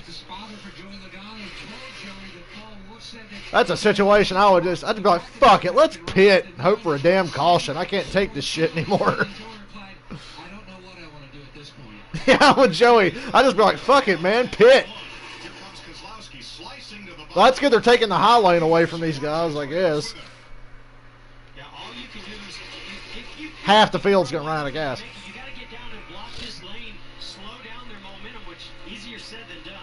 If we get through this race without tearing some shit up, I guess that's a win for everyone. You see, Jimmy Johnson did exactly that. Moved down in front of Brad Keselowski. It bums me out in the Clash because, you know, the race is too long, and then in some races of the Clash, you'll see guys crash out 15 laps in. It's like, well, that's stupid. Austin Dillon made a bold move there. Fuck it, you might as well run with these fucks now. That inside lane is going to prevail because they're just more organized, except for Clint Boyer that decides to go through. Boyer shot up to the middle. Boyer's not really sticking with the plan. Boyer in the slow line. They're trying to save gas. Or he's going to get up there and run him out of gas. See Brad Keselowski all over the rear bumper of the 48 of Jimmy Johnson. And that sort of broke up that inside lane. Now the outside lane's starting to materialize. This is what the ARCA race would have been like if they had a package worth of shit and they didn't wreck every 5 laps. It would be over super fast and we'd have a good race and everybody go home happy. 12 to go. And now it's all about who has enough fuel to finish. Well, one of my biggest Well, we know who's got enough. We know who probably doesn't. Austin Dillon, We know they're low on Joey Logano and Jimmy Johnson leading the race, and they're probably not going to make it. 88 dropping out for something. That was a great move by Harvick, and a great run, too. Holy hell. He'll go back up to the middle if I had to guess to get behind Denny Hamlin. Folks, you're looking at what could be the racing and the finish of the Daytona 500. Okay, now we're starting to get an idea of how the 500 might go, minus the fuel mileage fuckery. If it's a Chevrolet and Joey Logano, it can't make it. Oh my God, Brad got squirrely. Blaney's been really aggressive with his pushing. Holy hell. 3 wide. 10 laps to go, just in time. There's Kyle Busch. Kyle Busch. He's the greatest driver ever, ever, ever. Ever, ever, ever. Logano, be a dick. You can't make it anyway. Just be a dick to Kyle Busch. I don't like either of them, but it's funny when they start pissing each other off. Almirola's car is so distracting because it doesn't look like Almirola's car, and I keep forgetting that it's him. I see that car, and I'm like, who is that? Oh, it's Almirola. You like the flex by Kyle Busch having the championship trophy painted on the side of his car? There you go, Joey. Block him. Oh, he's going to... Oh. Save it. Oh, Jesus Christ. Back it down, Jimmy. You can make it on gas now. That was Joey Logano's fault entirely, and it's awesome. I love you, Joey. What a dick, though. That was all Joey Logano.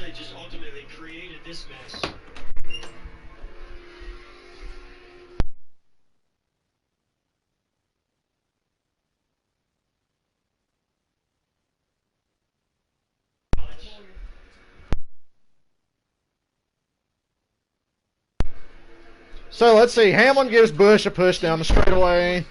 Logano throws a dick block because that's what Joey Logano does. Kyle Busch says, fuck you. Joey keeps coming down. And Kyle, unlike 2012, can't save it this time. Oh, man. That was all Joey Logano. Joey Logano. At least he was useful for something. I changed my mind. I'm a Joey Logano fan.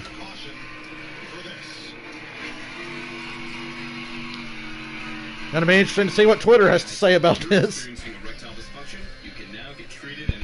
Hey guys, something happened. Can you believe it? Something actually happened. That was all Joey Logano.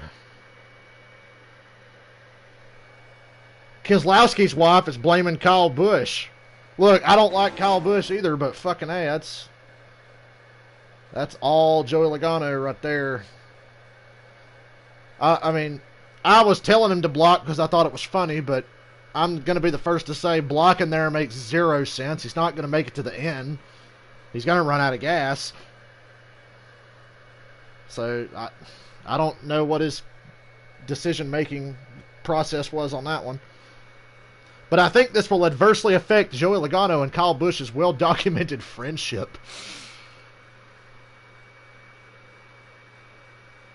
So Hamlin got the lead just before the caution. Eric Jones free pass, so he did lose the draft. He just got lapped and then tacked on to the end of that little draft. Keselowski said that was completely unnecessary. Tell that to his teammate.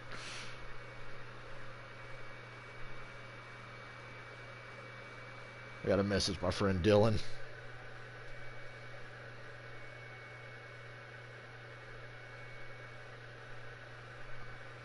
He's going to get a kick out of this.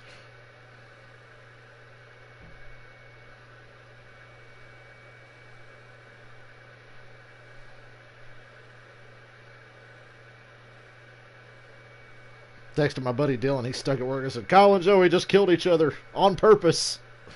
And it was on purpose. It was as intentional as it gets right there on both parts. What do you get when you get two dickheads that can't control their emotions and put them on Daytona in a top little pack? They start blocking and being dickheads to each other. That's what happens.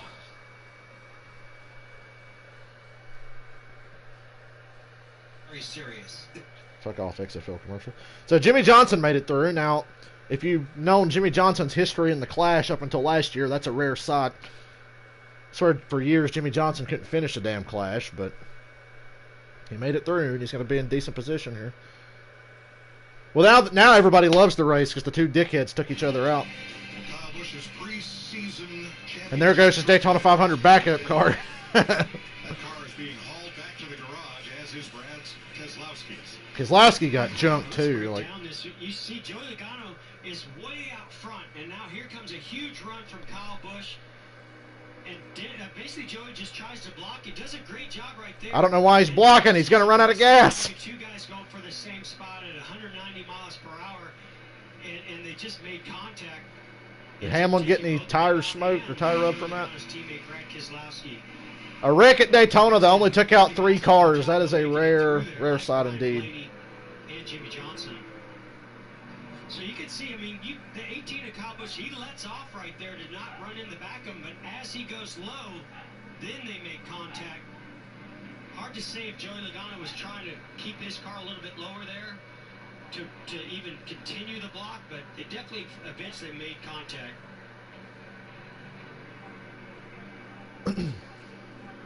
Boy, this race took a turn. This is Brad Keselowski. Yeah, I think Brad got the worst of it. Wham! As Kyle Busch corrected in the banking to try to save it, had it not caught, Brad was going to go right on by on the outside. Here's Brad's reaction. Not too happy about that. He had a great car. Blame your teammate, you horse-faced fuck. Led by far the most laps, 33 out of 68 so far. Man, you want to see what that race means to somebody? Look at Brad Keselowski's reaction there. That was my Andy Petrie impression. I can do better than that. So the field I think comes by that is a under testament to caution. the safety of these race cars. There we go. That's Andy And the Petrie. leader, Eric Almirola, Martin Truex. Kyle Busch audio. What do you think their spotters look like? Joey blocked it 6 different times in one move. You can only block one time. You want to take the top, take the top. We got to the middle there and he hacked us again. So. I hate to say it, but I'm on Kyle Busch's side. Curious to get your opinion on it. It looked to me like when you have that big of a run, yeah, you got 1, maybe 2 moves to block it, and after that, you know that it's going to get really, really dicey, and that potentially could happen. Yeah, I mean, it just depends on which team you're on as your viewpoint of that. But Joey clearly blocked him in turn 3 and then blocked him kind of in the middle of 3 and 4. And the one factor that we don't know here, I mean, you can see their hands and we can kind of tell based on the lines of the track of what they're doing. But I heard you say earlier, I think the air started to turn Joey's car and then Kyle was being a little aggressive. I mean, I don't really place blame on anyone. Joey was aggressive, but we know that, and Kyle knows that going in. But I mean, I kind of just chalk that up to a racing deal at the end. Yeah, they're both really aggressive. All right, let's join Michael Waltrip. Yeah, Kyle Busch is walking my way. Oh boy, this will be good. Blocking is part of this deal, and sometimes blocks go wrong. What do you see happen? Yep. Yeah, I said it correctly. That's right. So I'm new at this pit reporting things, but we're gonna take a look at it, and it just looked like that you can throw 1 block, but 2 or 3 is too many. Yeah, that was one right there, and then I finally was able to get my car to turn right there, and then was gonna start getting back to his inside. I didn't know how much room I had, and my car loosened up his car first, and then it just started turning him down the hill, and we all collided. But yeah, it's just part of it, I guess, racing for the lead. What I wonder is you're racing so much, and then Kyle can't even be a dick to Michael Waltrip. That's crazy. That's why we stay single file, is so we don't do crazy, because we don't know how to do it. So, I thought our M&M's Camry was driving really good, and I felt confident in being able to make that move because I hadn't had my car out of shape at all the whole race long, and we were good to go on fuel. I don't know what everybody else's fuel situation was. The guy's saving. Well, the Chevys are pitting. I don't know that we're going to make it, but we had a head of steam coming. Getting tires too, might as well. To slow down like 2 seconds a lap, so it's like I know we're faster than these guys. We can drive up through here, and we made good headway through the middle there, and then just closed up. Yeah, Vince, what's happening? Well, you see the action on pit road. Teams coming to get gas if they didn't feel like they had enough to get there. Well, Kyle handled that well. At the start of the interview, I thought it was going to go off the rails when he tried to hit him with the 1-word answer, but give Mikey credit for once. He actually kept with it. Got a good interview out of it. So way to go, Mikey.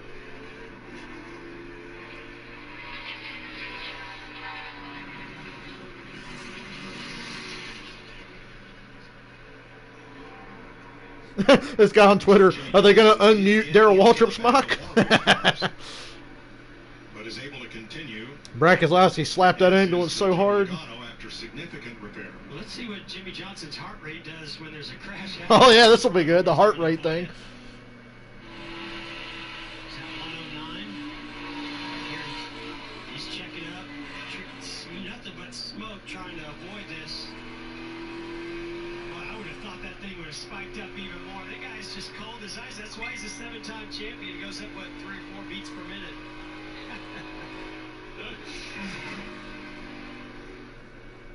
So under caution, with 5 to go, repairs continue. Yep. Jimmy Johnson. We'll restart with what, 3 laps to go probably? Or is it going to be a green light checker? It'll probably be like, whatever. We had our first clusterfuck of the year, guys.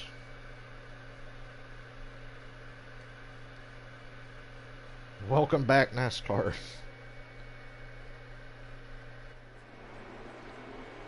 So basically this race will be, you know, potential fuel mileage disaster followed by 5 laps of actual racing, a big crash, and then a green light checker. So, standard Busch Clash business.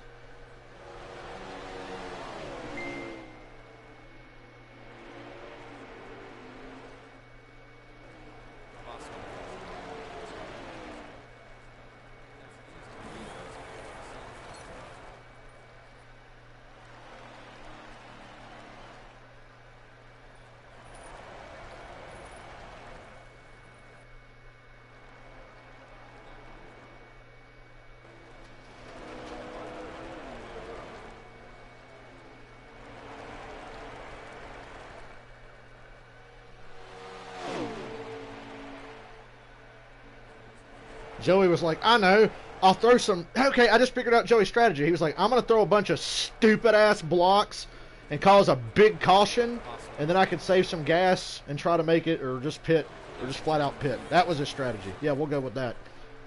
We'll just pretend that Joey Logano is not a stupid fucking moron. It's hard to do, because we all know Joey Logano is a stupid fucking moron. But, you know what? Some people will actually sit there and defend Joey Logano. Just realized that NASCAR Heat Ford popped back up on the screen. Can't make it on gas, but goes out there and tries to kill someone.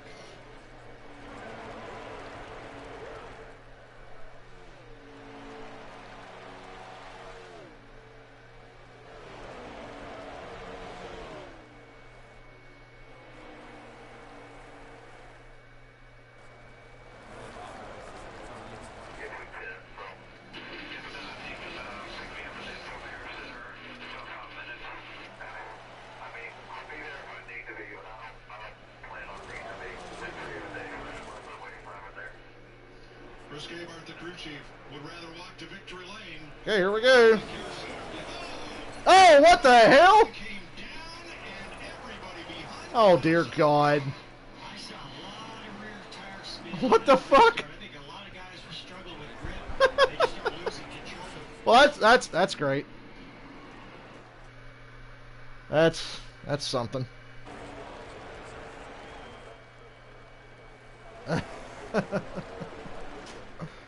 Why does my PlayStation keep cutting back to NASCAR Heat? Whatever.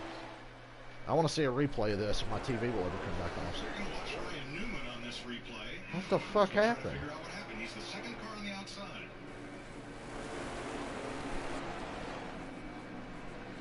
Byron didn't get going, and good grief.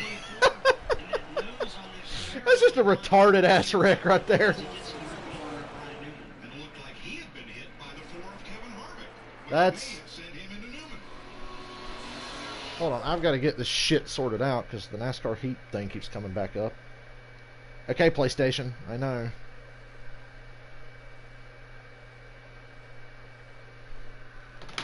Good God. That wreck was something. Why does my TV take so long to turn back on? Jeez.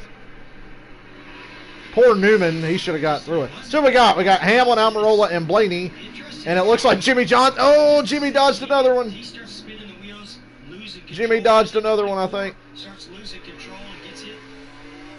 I don't even know if he got What hit. in the I think he fuck? just lost it. Spun the tires. I think when he made a little contact with the sixth, then he jumped in the gas and started losing the rear grip and spinning the rear tires.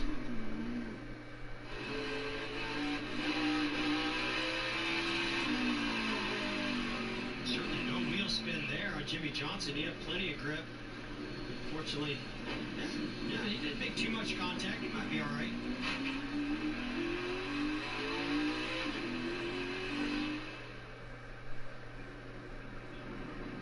Byron's 24 just slew sideways, but so did the 6. But so did Newman. And that's what I'm trying to figure out. How much contact was there between those two to cause both of those cars to start losing grip in the rear tires? Man, guys, the strangest thing about that is we don't typically see that at Daytona, but it just looks like it's all the outside lane. We heard Jimmy accelerate, no wheel spin at all, but Ryan and William Byron, like, it's crazy the amount of wheel spin that those guys had. It just seems like it's in the outside lane. Track crew out looking at the tri-oval surface.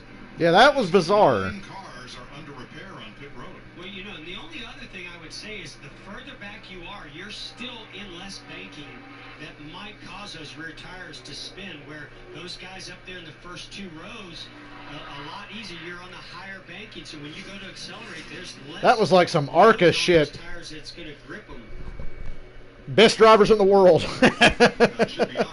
40 of the best drivers in the world. I had a pretty strong feeling we were going to do that anyway. I just didn't think it was going to be before we got to the start-finish line on the restart. Kyle Larson pulls away. Still only 2 cars out of the race, and that's Kyle Busch and Brad Keselowski from the previous incident. And now Mark Truex. Okay, Byron just spun the tire. I don't understand Newman losing it like that. And Gordon's like, I don't know if was there any contact there, dude. You could fit like 10 cars between Byron and Newman. There was no contact between them. Byron spun the tires, and I guess Newman did the same, just in much more dramatic fashion. That was a weird one, guys. This race went from like a 20% on the Jeff Gluck poll to a 90% in the last 15 minutes, wouldn't you say? Jeff Gluck's right.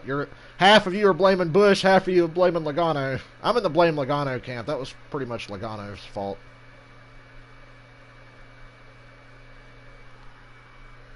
And so are the days of our lives.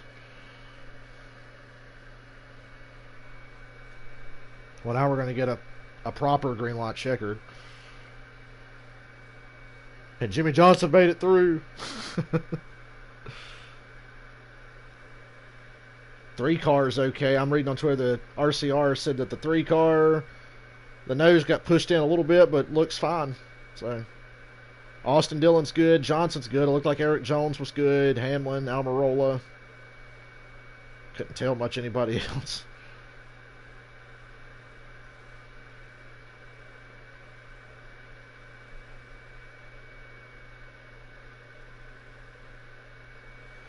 Somebody had the theory here on Twitter that the cars, you know, they haven't had this much horsepower at Daytona Speed Weeks in like 30 years.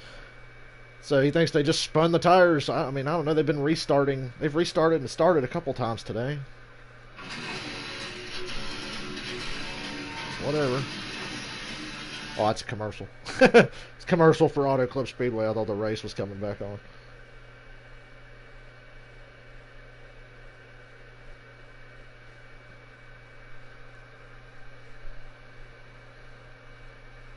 That was just bizarre because I don't know how to explain what happened to Newman. I can't wait to hear what he has to say. Give us some insight on that. Ridiculous. Is that even a word?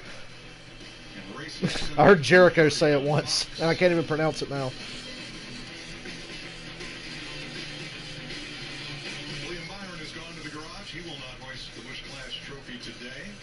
He will join Martin Truex, Brad Keselowski, and Kyle Busch.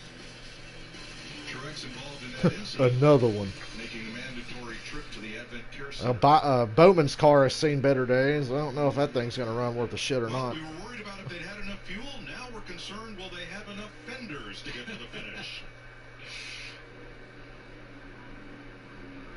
So Ryan Newman was the second car on the outside on that restart. He and William Byron both having difficulties. Hey, Newman's car actually looks okay, all things considered. How's the right side look? On the track there or something, because you and a couple of the cars behind you, everybody just kind of went sideways. The only way you could do that 20 years ago is if you had an open rear end. Like, the Busch, I don't know. Maybe the power just better, I don't know. I wasn't ready for it, I can tell you that. Maybe it's like Watkins Glen in 2012 with all the oil on the track. God, Joey, will you get that piece of shit off the track? You caused enough headaches today. Chase Elliott made it through. That's good. But like we were on board with Jimmy Johnson, his car just launched and took off. So not sure what was going on with those guys a little bit further up. Jimmy Johnson getting the ride of his life last year at Daytona. Our stat and graphics gurus have come up with a new one for you. Drivers not involved in a wreck. Chase Elliott, Eric Overall, Eric Jones avoided the wreck. You can say Jimmy Johnson. Johnson ain't really wrecked. He had to drive through the grass once. Does that really count? Well, he's got a little bit of right front damage. Okay, a little bit. Well, yeah, they call it the clash. It's not the drive around and be nice to each other. No. Never was. Eric Jones taped up. I thought he got through that wreck better than that. Jones boy on that list. I think he was. Well, he was involved. The early one. He's involved, but he's still going. He still has a shot at it. Well, so was Just because you're involved doesn't mean you don't still have a shot to win. Got a decent little pack here. I think Hamlin's going to take this thing though. May have about one of the cleanest cars out there. If Chase wins, you're going to hear me celebrate. Woohoo! Let's have a look at the highlights or lowlights, depending on which side you're on. Busch clash so far. Feeling things out. Hey, there's the one thing that happened in the first 25 laps. But he didn't have a lot of friends. Hey, there's the other thing that happened. Was leading the race, but picked up debris on the grill that he had to dispose of by dropping to the back and getting back in line, getting a little negative pressure there. The lead pack pitted when we thought the second pack would, just before the mandatory caution at lap 25. And Eric Jones slides through the pit box post call. Joey Logano, Kyle Busch. Again. Yeah, you're right. I forgot. That's a feud that has been there for a couple of years now. It just may have gone up another notch.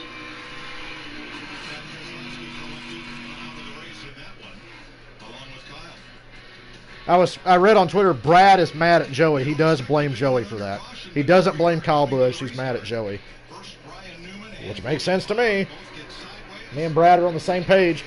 I'm still not sure if they made contact, if William Byron made contact. If he did, it's ever so slight. But those cars just started spinning the tires as if maybe there was some oil or debris on the track. That is the dumbest wreck I've ever seen at Daytona.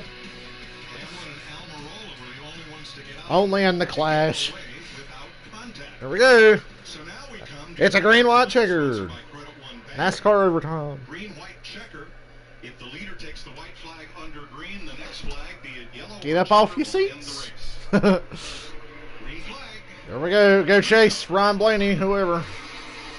Everybody away clean that time. Mercifully, this race is almost over.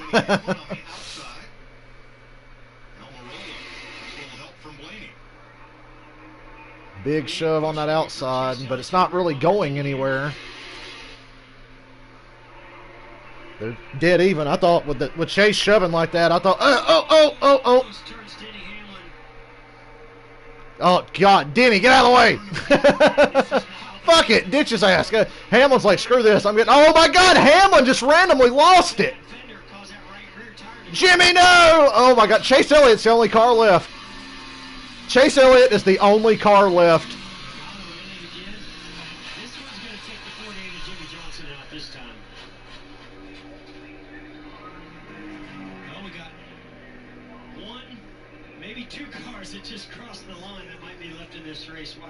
2.5, and about 3 more coming. Oh my. Look at Joey's car.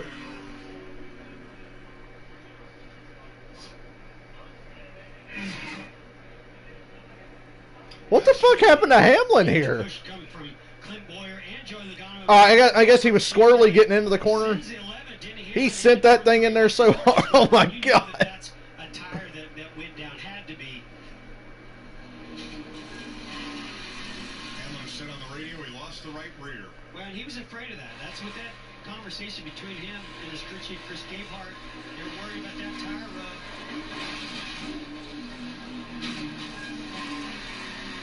Here's Hamlin's radio. Yeah. I mean, I felt it for mine too. I tried to hold on. No chance. That was... It's the Clash! Well, they'll meet up as the care center. Boyer got some damage. I thought Boyer might have been okay. Austin Dillon looks fine. Another big consequence to this is that these cars are the secondary. Boy, if Austin Dillon wins this, you're never going to hear the end of it. Well, they were for many of these teams. Where it just puts more pressure on all of these teams and drivers, especially when they go into the duels on Thursday. You're just not going to be. You don't want to ever give up that primary car, especially the Daytona 500 car. But it just kind of starts limiting down your options as you go into the week. And in fact, This is a meme race. here, look at that heart rate monitor now of Jimmy Johnson, all the way up to 130. That's the highest we've seen it go in this race so far. Pace car comes by with 6 cars in tow. Unfortunately, Austin Dillon's one of them. There's a lot of snow plows mounted on trucks this time of year, and down here there's Sod plow. turf plow. Yeah, turf plows. Oh, man. However, that's in their pit box. They've not given up on finishing this race. Never say never. Austin Dillon's about to hook somebody and flip him up into the catch fence to win this race because, you know, he drives the 3 car, so it's okay for him to do that. Car looks like it's been to the beer can recycling center. And I spoke too soon. Sorry, Eric Almirola. Yeah, you had a car that probably had no damage leading into that restart, but now looks like it's done. Now, Eric Jones had damage earlier. He was also involved in this one. That's what pushed the nose way back. Look at Eric Jones's car. His Camry. Oh, man. And Ryan Newman is backing up toward the garage. Backing up. Or, excuse me, Backing up. I don't think He just called Ryan Blaney Ryan Newman. that's where the record is. Newman used to drive that car With Almirola's car and Harvick's. many, many moons ago. What a mess. Are you not entertained? It's a rollback reunion over there. Stuart Haas Racing just lost a lot of money. Boyer's got to win the race to make up for it. We're going to take a break and sort this out. You do that, Mike. Hamlin goes around in front of the field on overtime. What a mess. Glad it happened, though. Entertainment value. It's just a Clash. I got to admit, though, last year the Daytona 500 was starting to piss me off at the end because I just thought last year's Daytona 500 turned into a complete shit show joke of a race by the end because they just would not stop wrecking. Like, it was fucking stupid, dude. They would just flat out not stop wrecking.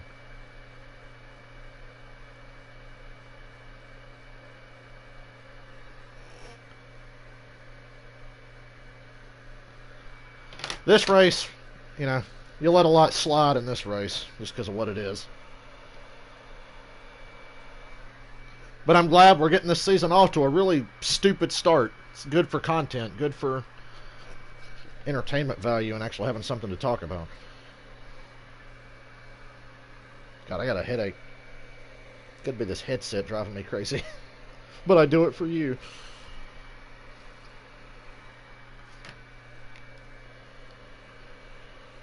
You know, I was so happy earlier. I'm like, you know what? I want them to race hard, but I don't want to see a bunch of shit get tore up. And then we started tearing shit up.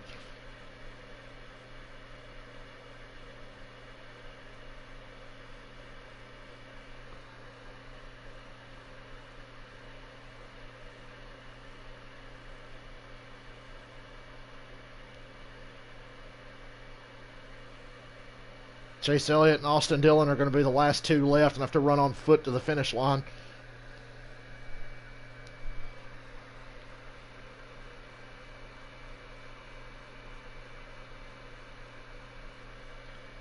At least it's better than last year's Clash, though that was a low bar to clear. Oh, Cookie. Cookie, Cookie. My little cat Cookie was hiding in my closet. Now she wants out.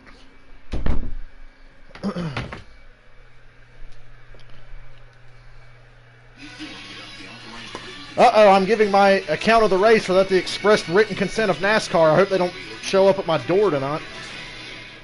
I forgot about that. Then they showed that little ad just now. I'm in trouble, guys. Expressed written consent. To go back on the truck and Jimmy Johnson. And so where are all these drivers? They're all gathered with Michael Waltrip at the Advent Health Care Center. Yeah, two of them at least are. Martin, you said you gunned your car and it's stuck, and William, you're back in the third row and you're split sideways. What happened in that wreck? It was crazy looking. I don't know, to be honest with you. I was just trying to get going, trying to get the 10 going there on the bottom, and got a good jump there, and then just got hit in the right rear turning the fence. So, not sure what happened. Sucks. I mean, super speedways are not good to me. Oh, but there's the big one coming up next. No more Talladega BR for Martin Truex Jr. It's been a long time. Have you ever felt anything like that trying to get going? No, I mean, obviously I gunned it, you know, like you normally would on a speedway. You don't normally spin the tires that bad, you know. If anything, you spin them a little bit, but it just swapped in. Well, when this happens again next Sunday in front of about 38 other cars, it'll be... We'll see who gets through then. On the track or what, but it was not the best moment, so just gotta... I'm sure NASCAR's going to sweep that thing down here before we restart. Race does not want to end. It's really turned into the ARCA race. It doesn't want to end. The 6 was spinning the tires too, and then I don't know what happened. I'll have to look at it. So, all right, thanks, William. Thank you. Oh my God, we're under red flag. Somebody kill me. We are under the red flag. Cars are parked on the fucking kill me. Including Chase Elliott, the leader, Vince. Well, they're concerned because Chase got into the wall with that right rear. Might have rubbed that tire down. Had a couple of drivers tell them that they think that right rear is into the tire, but they're not sure how much. Chase says it's definitely gone down. So they're trying to well, there's only 5 cars, though. There, the crew chief on the left-hand side. How significant is it? And do they need to come in, get the tire changed? Still, there's only Austin Dillon's going to win this fucking race, dude. But trying to get a game plan together. It's just a clash, but damn, that sucks. That looks low to me, Mike. I am thirsty. My throat's dry as a motherfucker. I'm going to get me some Diet Mountain Dew. Pour some out for Chase Elliott here. Tires have interliners, so it's not just going to go all the way down to the wheel.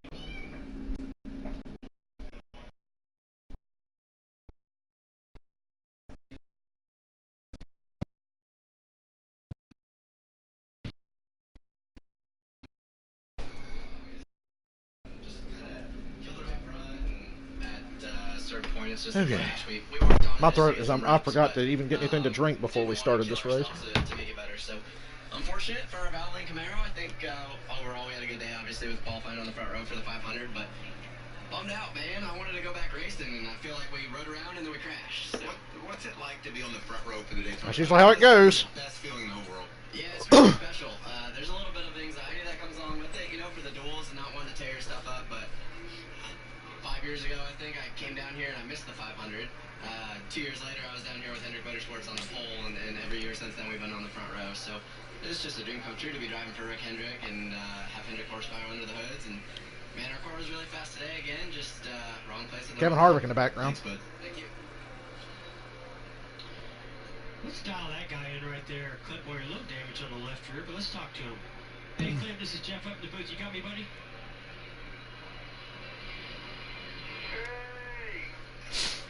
Yeah, don't start Boyer. with me. Let's start talking about the Super Bowl. Hey, man, tell me about this race, man. This has been a wild one. You got a little left rear damage, but you still, you're one of the survivors left. What do you think? You still got a shot? Well, see, you got to Must be nice when your team wins the Super Bowl. What's that like? I guess either the 22 got in the backfield a little bit, or the 9 just, divert to miss the 11, took the air off me. I was thinking something was on the track because the 9 shot over hit the wall, and I kind of lost it, got into the fence, and got to gather back up before Damn. everybody come in and wreck. But pretty wild deal. You know it's going to be in class. No points on the line. Nothing but prestige of winning. Hell, go for it, right? Heck yeah, man. That's why you're there. That's what the class is all about. And I really hope Clint Boyer or Chase Elliott wins this race. Right now, the outer edge of it on the right side's bent back. That baby's going to be good on the straightaways. I don't know what it's going to do when you get to the corner, though. I actually saw that. Thought the same thing. It's funny. Drivers always looking competitive.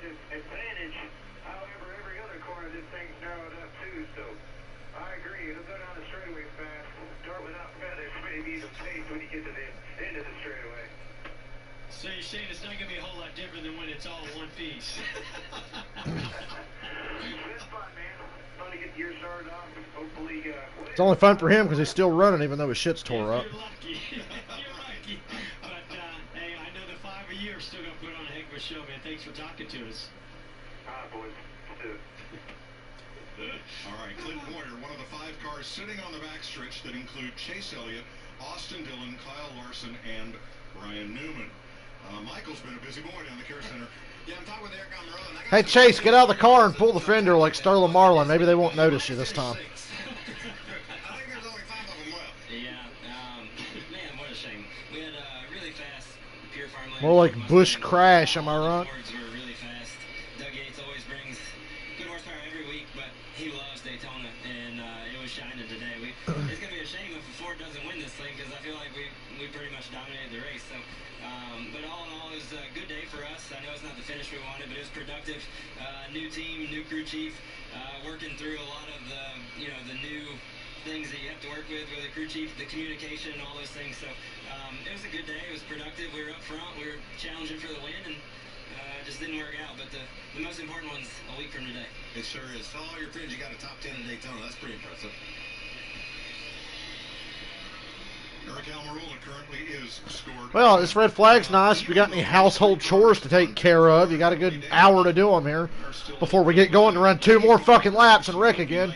With Almirola 10th, and these are going to be top 8 cars. Now, yesterday in the ARCA race, the Lucas Oil 200, there was one driver I noticed that had difficulty keeping up on the restart, staying with the pack, and they tweeted, "Hey, we came down here on an open trailer, you know, had a flat tire in the pit box, flat tire in the car, and we still finished top 15. What a great day." Hey, no more red flag. There was how many cars left? I hate red flags late in plate races. That's why last year during the 500 I was so fucking pissed. That's how it's going to be today. I was like, this has reached ridiculous levels of stupidity. Yes, special race, special rules.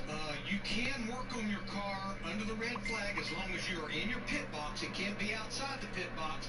And the damaged vehicle policy clock, 6 minutes, does not exist in this race. So that's why they were able to take their time and work on like the 11-car Denny Hamlin and 20-car Barrett Jones. 6 minutes, 6 days might be appropriate. That's NASCAR 4C and what they were about to see in this race. All right, back to Michael. I've caught up with Jimmy Johnson. Jimmy, you were down on the bottom up front and got hooked. That's never good at Daytona.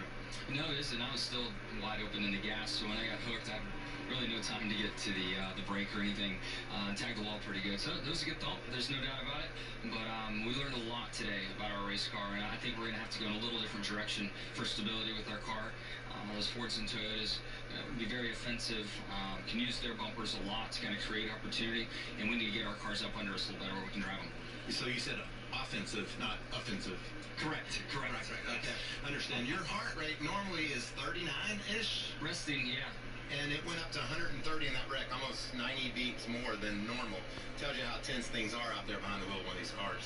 Yeah, this track isn't the most physically challenging track, but the adrenaline side, and certainly knowing you're going to thump the wall like that, I guess that was an adrenaline spike that everyone saw. If I have the heart rate monitor on, we can do it at Bristol. It'd be really interesting to show just how physical that track is.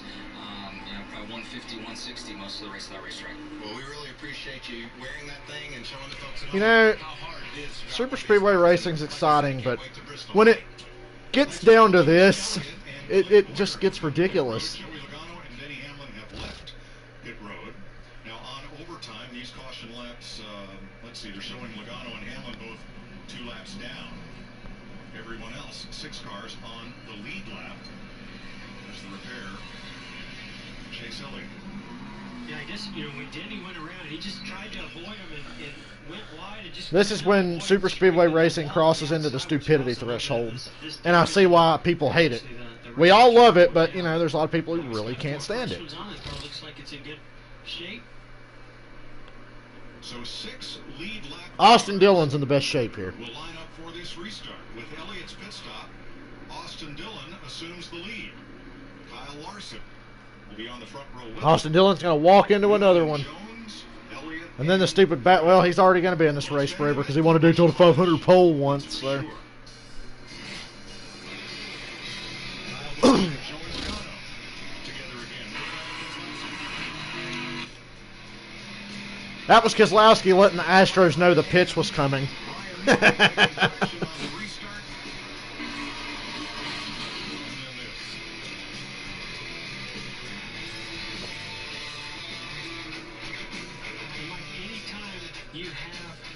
somebody up in front of the pack lose control, you're going to take a lot of cars out. We've had 2 of those happen at speed here today.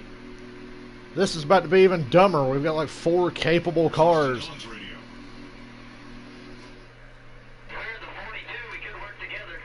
No. How about no? Nobody likes you, Austin Dillon.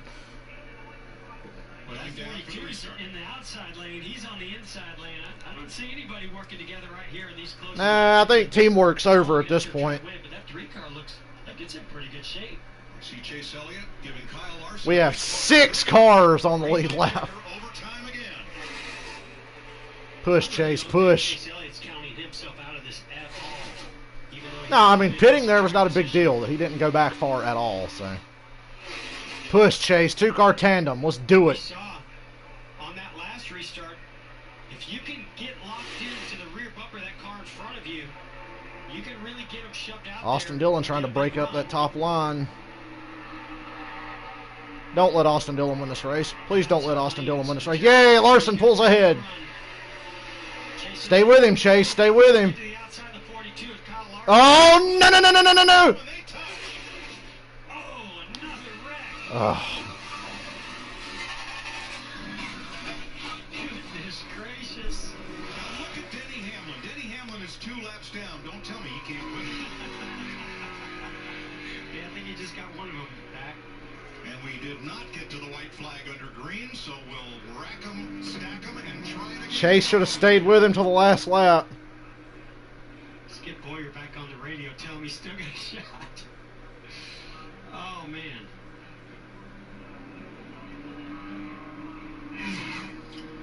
So here we go down the back straightaway. See the 9 of Chase Elliott all over the rear bumper of Kyle Larson. He tries to squeeze to the outside of him, but Larson does a good job blocking him. Now Larson realizes he's going to go to the inside. This is almost similar to what happened between Joe Logano and Kyle Busch earlier. He tried to go to the inside. They just made contact and they both go around.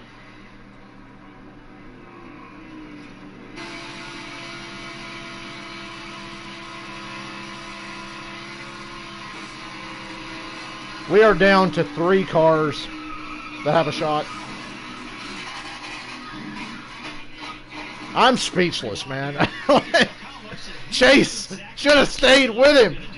Push him way out there and then set him up and make the pass. Ugh. Damn it, Chase.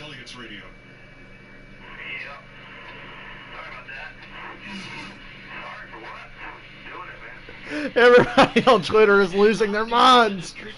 Cheering on Chase Elliott. Say, man, you were going for the win. How do you wreck with nobody left? Started the race with 7 onboard Fox cameras. We have this one left. Where's the flake seal guy? I sawed this field in half. Still going forward in one piece. After just getting in a Austin Dillon can only win a race when there's literally nobody left. Literally nobody left. He's got the one car that's not beat to shit. Emergency responders. Oh my God. Denny Hamlin got 3 passes. Only one more to go.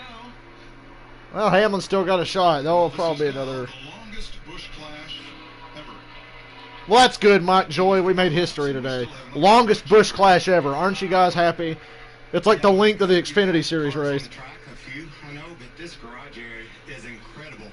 Look at Chase's car. This is the process that they go through. I know. I'm telling a story. Tell him, Michael. Tell him, Michael. Don't yell at me. Chase Elliott's responsibility is to get in the medical truck and go to the Advent Health Care Center.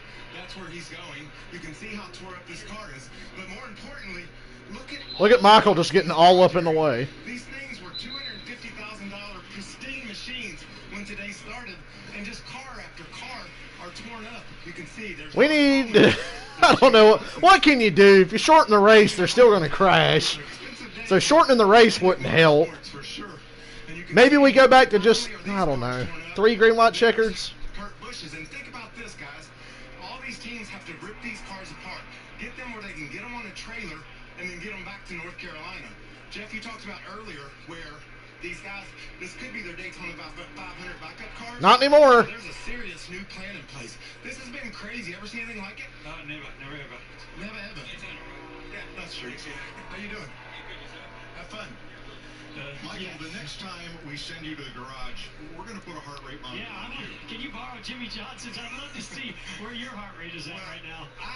I'm at a loss for words. And I knew they were going to have big crashes, and I wanted to The fact that they were able to wreck with that few cars is just... have to regroup and get ready for next week. Good job there, buddy, getting over there and telling that story.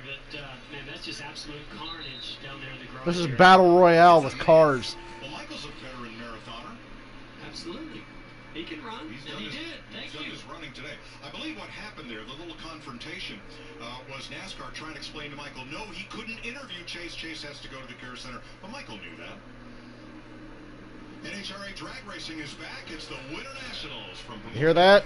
NHRA Drag Racing's back. Nations are coming up next, Do they... right here. 4 cars! They have 4 wide drag Oh my races. God. That's what we're about to have here in this clash. Okay, 2 Fords against a Chevy. Let's go Boyer and Newman. Let's do it. Is still in it. You sure he didn't get another lucky dog on that last caution flag? Oh no, he was in that one. He's still in it, but he's still 1 lap down. And the pack comes around. Never mind. There's no pack left. It's the clash. Just put Denny back on the lead lap. Yeah, fuck it. Denny Hamlin should get a wave by, an extra wave by. He's just all day been able to avoid. Look at his car. It had nothing on it. Because everybody else has a ton of damage. Let's go Newman and Clint Boyer.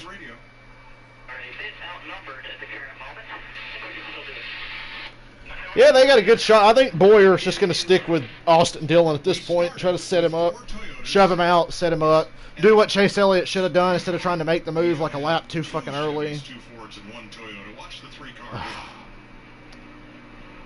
Chase made his move too damn early. He did a great job getting on the brakes, slowing that car down, not locking up any tires, and being able to avoid that crash.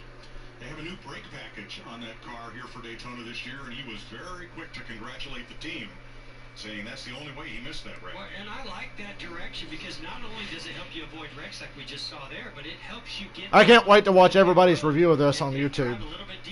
The Eric E. Steps and the David Lands of the world. It's going to be a fun night of scrolling Twitter and YouTube comments.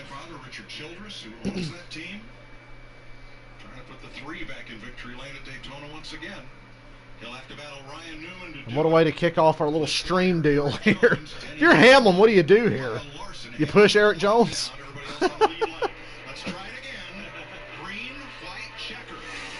Ditch him, Boyer, ditch him.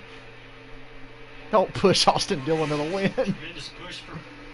Boyer's the best pusher, so that's the biggest advantage that Austin Dillon has. Is he laying off to try to get a run? There's going to be a big run coming here from Ryan Newman and Eric Jones. I can tell you that right now. Newman! Do it, Newman! Let's go, Newman! Do it! Fuck Austin Dillon! Fuck him! Larson to the inside! Ah! The same damn thing almost happened again. Just get to the white flag, for the love of God, get to the white flag. They're not going to get to the white flag. No, block the 3, block the 3, he's coming. Fuck! White flag, come on, you can wreck now. Oh my God. Newman's going to get fucked again, just like Talladega.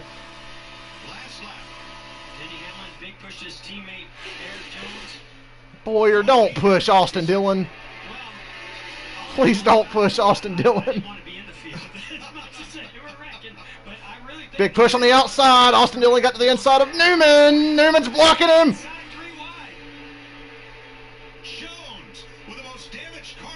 Oh, man, does Austin Dillon got a problem? He just slid way up the racetrack. Denny's a lap down, Jeff. That is fucking hilarious. A lap car just pushed Eric Jones to the win. Oh my fucking God. Didn't have a shot at the win. Unbelievable. That's some teamwork. Boy, it's good to have a teammate out there that can help you out in that situation. Ryan Newman got some damage. His car was smoking. He fell off pace. Austin Dillon slipped way up high in turn number 4. And the gates were open for Denny Hamlin to push Eric Jones to victory. That is ridiculous. Coach Gibbs will go to victory lane for the 9th time in the clash, more than any other car owner in the event's history.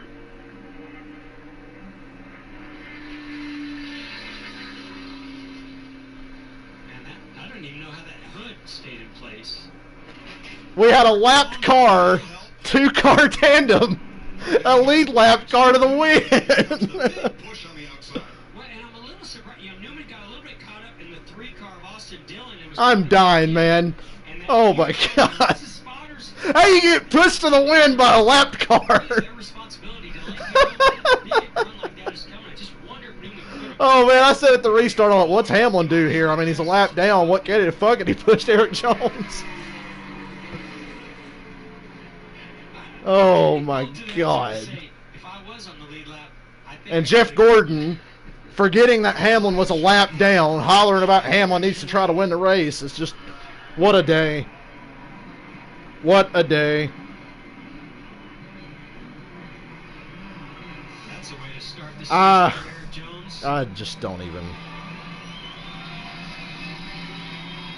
Third clash start for Jones. 2-car tandem draft wins the race, but the fact that one of them was a lapped car, I just. You want to know why those teams work so hard on pit road if it's under red to try to make those repairs?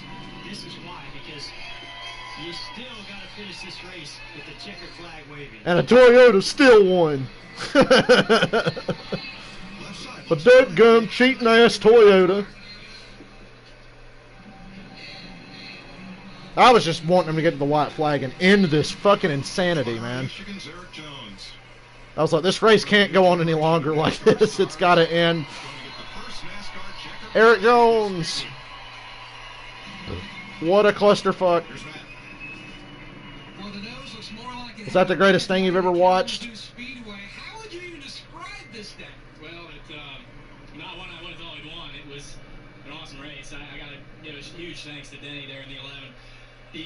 He stuck with us there that whole last lap.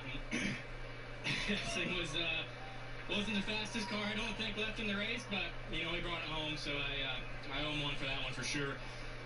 Really cool though. I mean, Busch Clash, first year back to win that. That feels good. And with Sport Clips again, these guys have been really loyal to me the last few years, so it's cool to get them another win, and you know, hopefully next Sunday we cap off another one right here. That restarted the one before. Could you even have a game plan with so few cars left? Well, you know, I was hoping I could get pushing the 6 and get up front, and then hopefully, you know, that Denny was going to help us, and that didn't exactly work out. Everybody was slicing with that few cars, and he just locked on, and we stuck together. I think, honestly, my car was so draggy, it wasn't too much for him to stay connected, and he was able to push us home. So That was a straight-up 2-car tandem for the last half lap. It's a really cool race, you know, one that I grew up watching, and then have it back with its original namesake feels pretty good. Just checking off boxes. A firecracker, now a Busch Clash here at Daytona, Vince. And his teammate, Denny Hamlin, that pushed him to victory lane. Hamlin. You seemed pretty happy like you did something today. It's so awesome. I mean, I knew he needed to strap in because that last night I was going to push him. I didn't care if I was going to push him into the wreck. I was just going to push him. It was fun. I mean, my car was so fast. Denny just needed one more caution to get back on the lead lap. I've got a good team win. I mean, that's all I could really do at the end is push him to victory. So I want to take a look at this car, too. And how did it feel to drive? I mean, that couldn't have been very drivable at those speeds. I had 8 wheels. I had 4 in front of me. I had 4 on me. That little kid's like, who the fuck is this guy? He's trying to give the checkered flag to the kid. You know, the thing is that I had his damaged race car to cover up all the damage to mine, so it just worked. But just another fast Camry. That's 2 fast Camrys on that last lap there. So happy to the whole FedEx team for not quitting there and trying to get the race finished and got us a team win. Hey, we talk about what I'm just in awe. in this race. So I really am. the carnage, I have no idea what I just watched. We can go to the front. I mean, our cars are or super fast. I got hopped all week to watch a race, and then it was this. Not with this package. I think the way that you used to drive super speedway races where you had time to really see the runs coming, it just doesn't work, and it causes for carnage, like you say. I mean, it's great for TV, but if you don't want to finish, then you... It sure was great for TV. Look at the front of that car. Eric Jones and Denny I want that race win diecast. result in victory lane in the Busch Clash of 2020. More after this.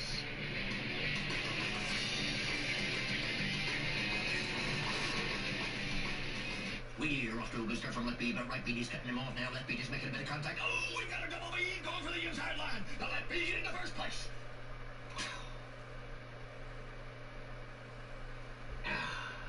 Beautiful. This race was such a shit show. Like, if this is any indication of how this season is going to go and how the rest of Speed Weeks is going to go.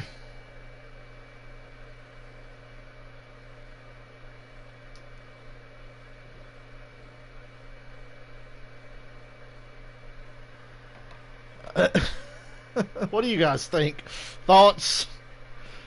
Comments? Anything?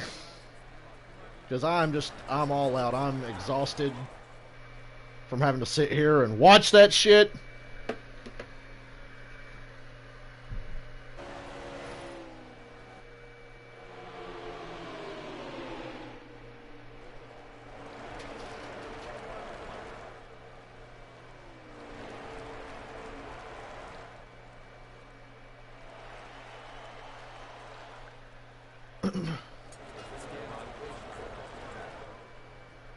I'm waiting for the race broadcast to kind of wind down so I can get out of here and go get something to eat and try to comprehend the race I just watched. David Land just said, I have some thoughts. See y'all in a bit. Yeah, I got some thoughts too, and you guys heard my reactions.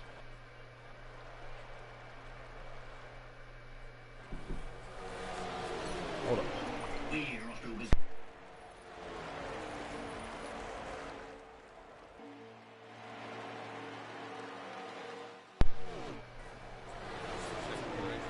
Well,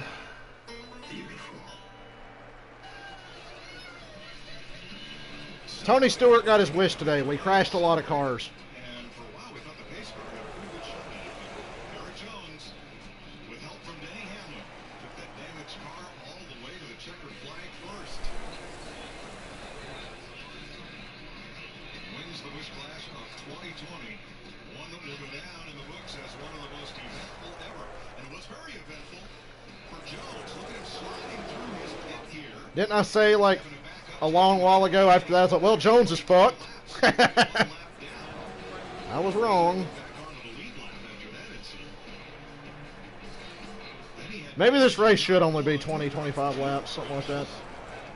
Not that it'll help. Eric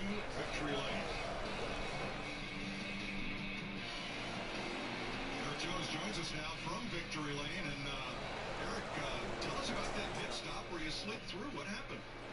Well, I just missed the box. To be honest with you. Well, guys, I tell you what. I'm going to wrap up here because food's here and I'm tired. But, yeah, I think I'll do this again Thursday night. Like I said, I don't think this is going to be a weekly occurrence, but I'm going to do this from time to time. I'll probably do it a lot early in the year. I bet it'll taper off late. During NFL season, forget about it. You're not going to hear from me during NFL season, so we'll pick our spots. But anyway, I'm going to go. Y'all have a good day. Fuck that race. See y'all on Thursday night.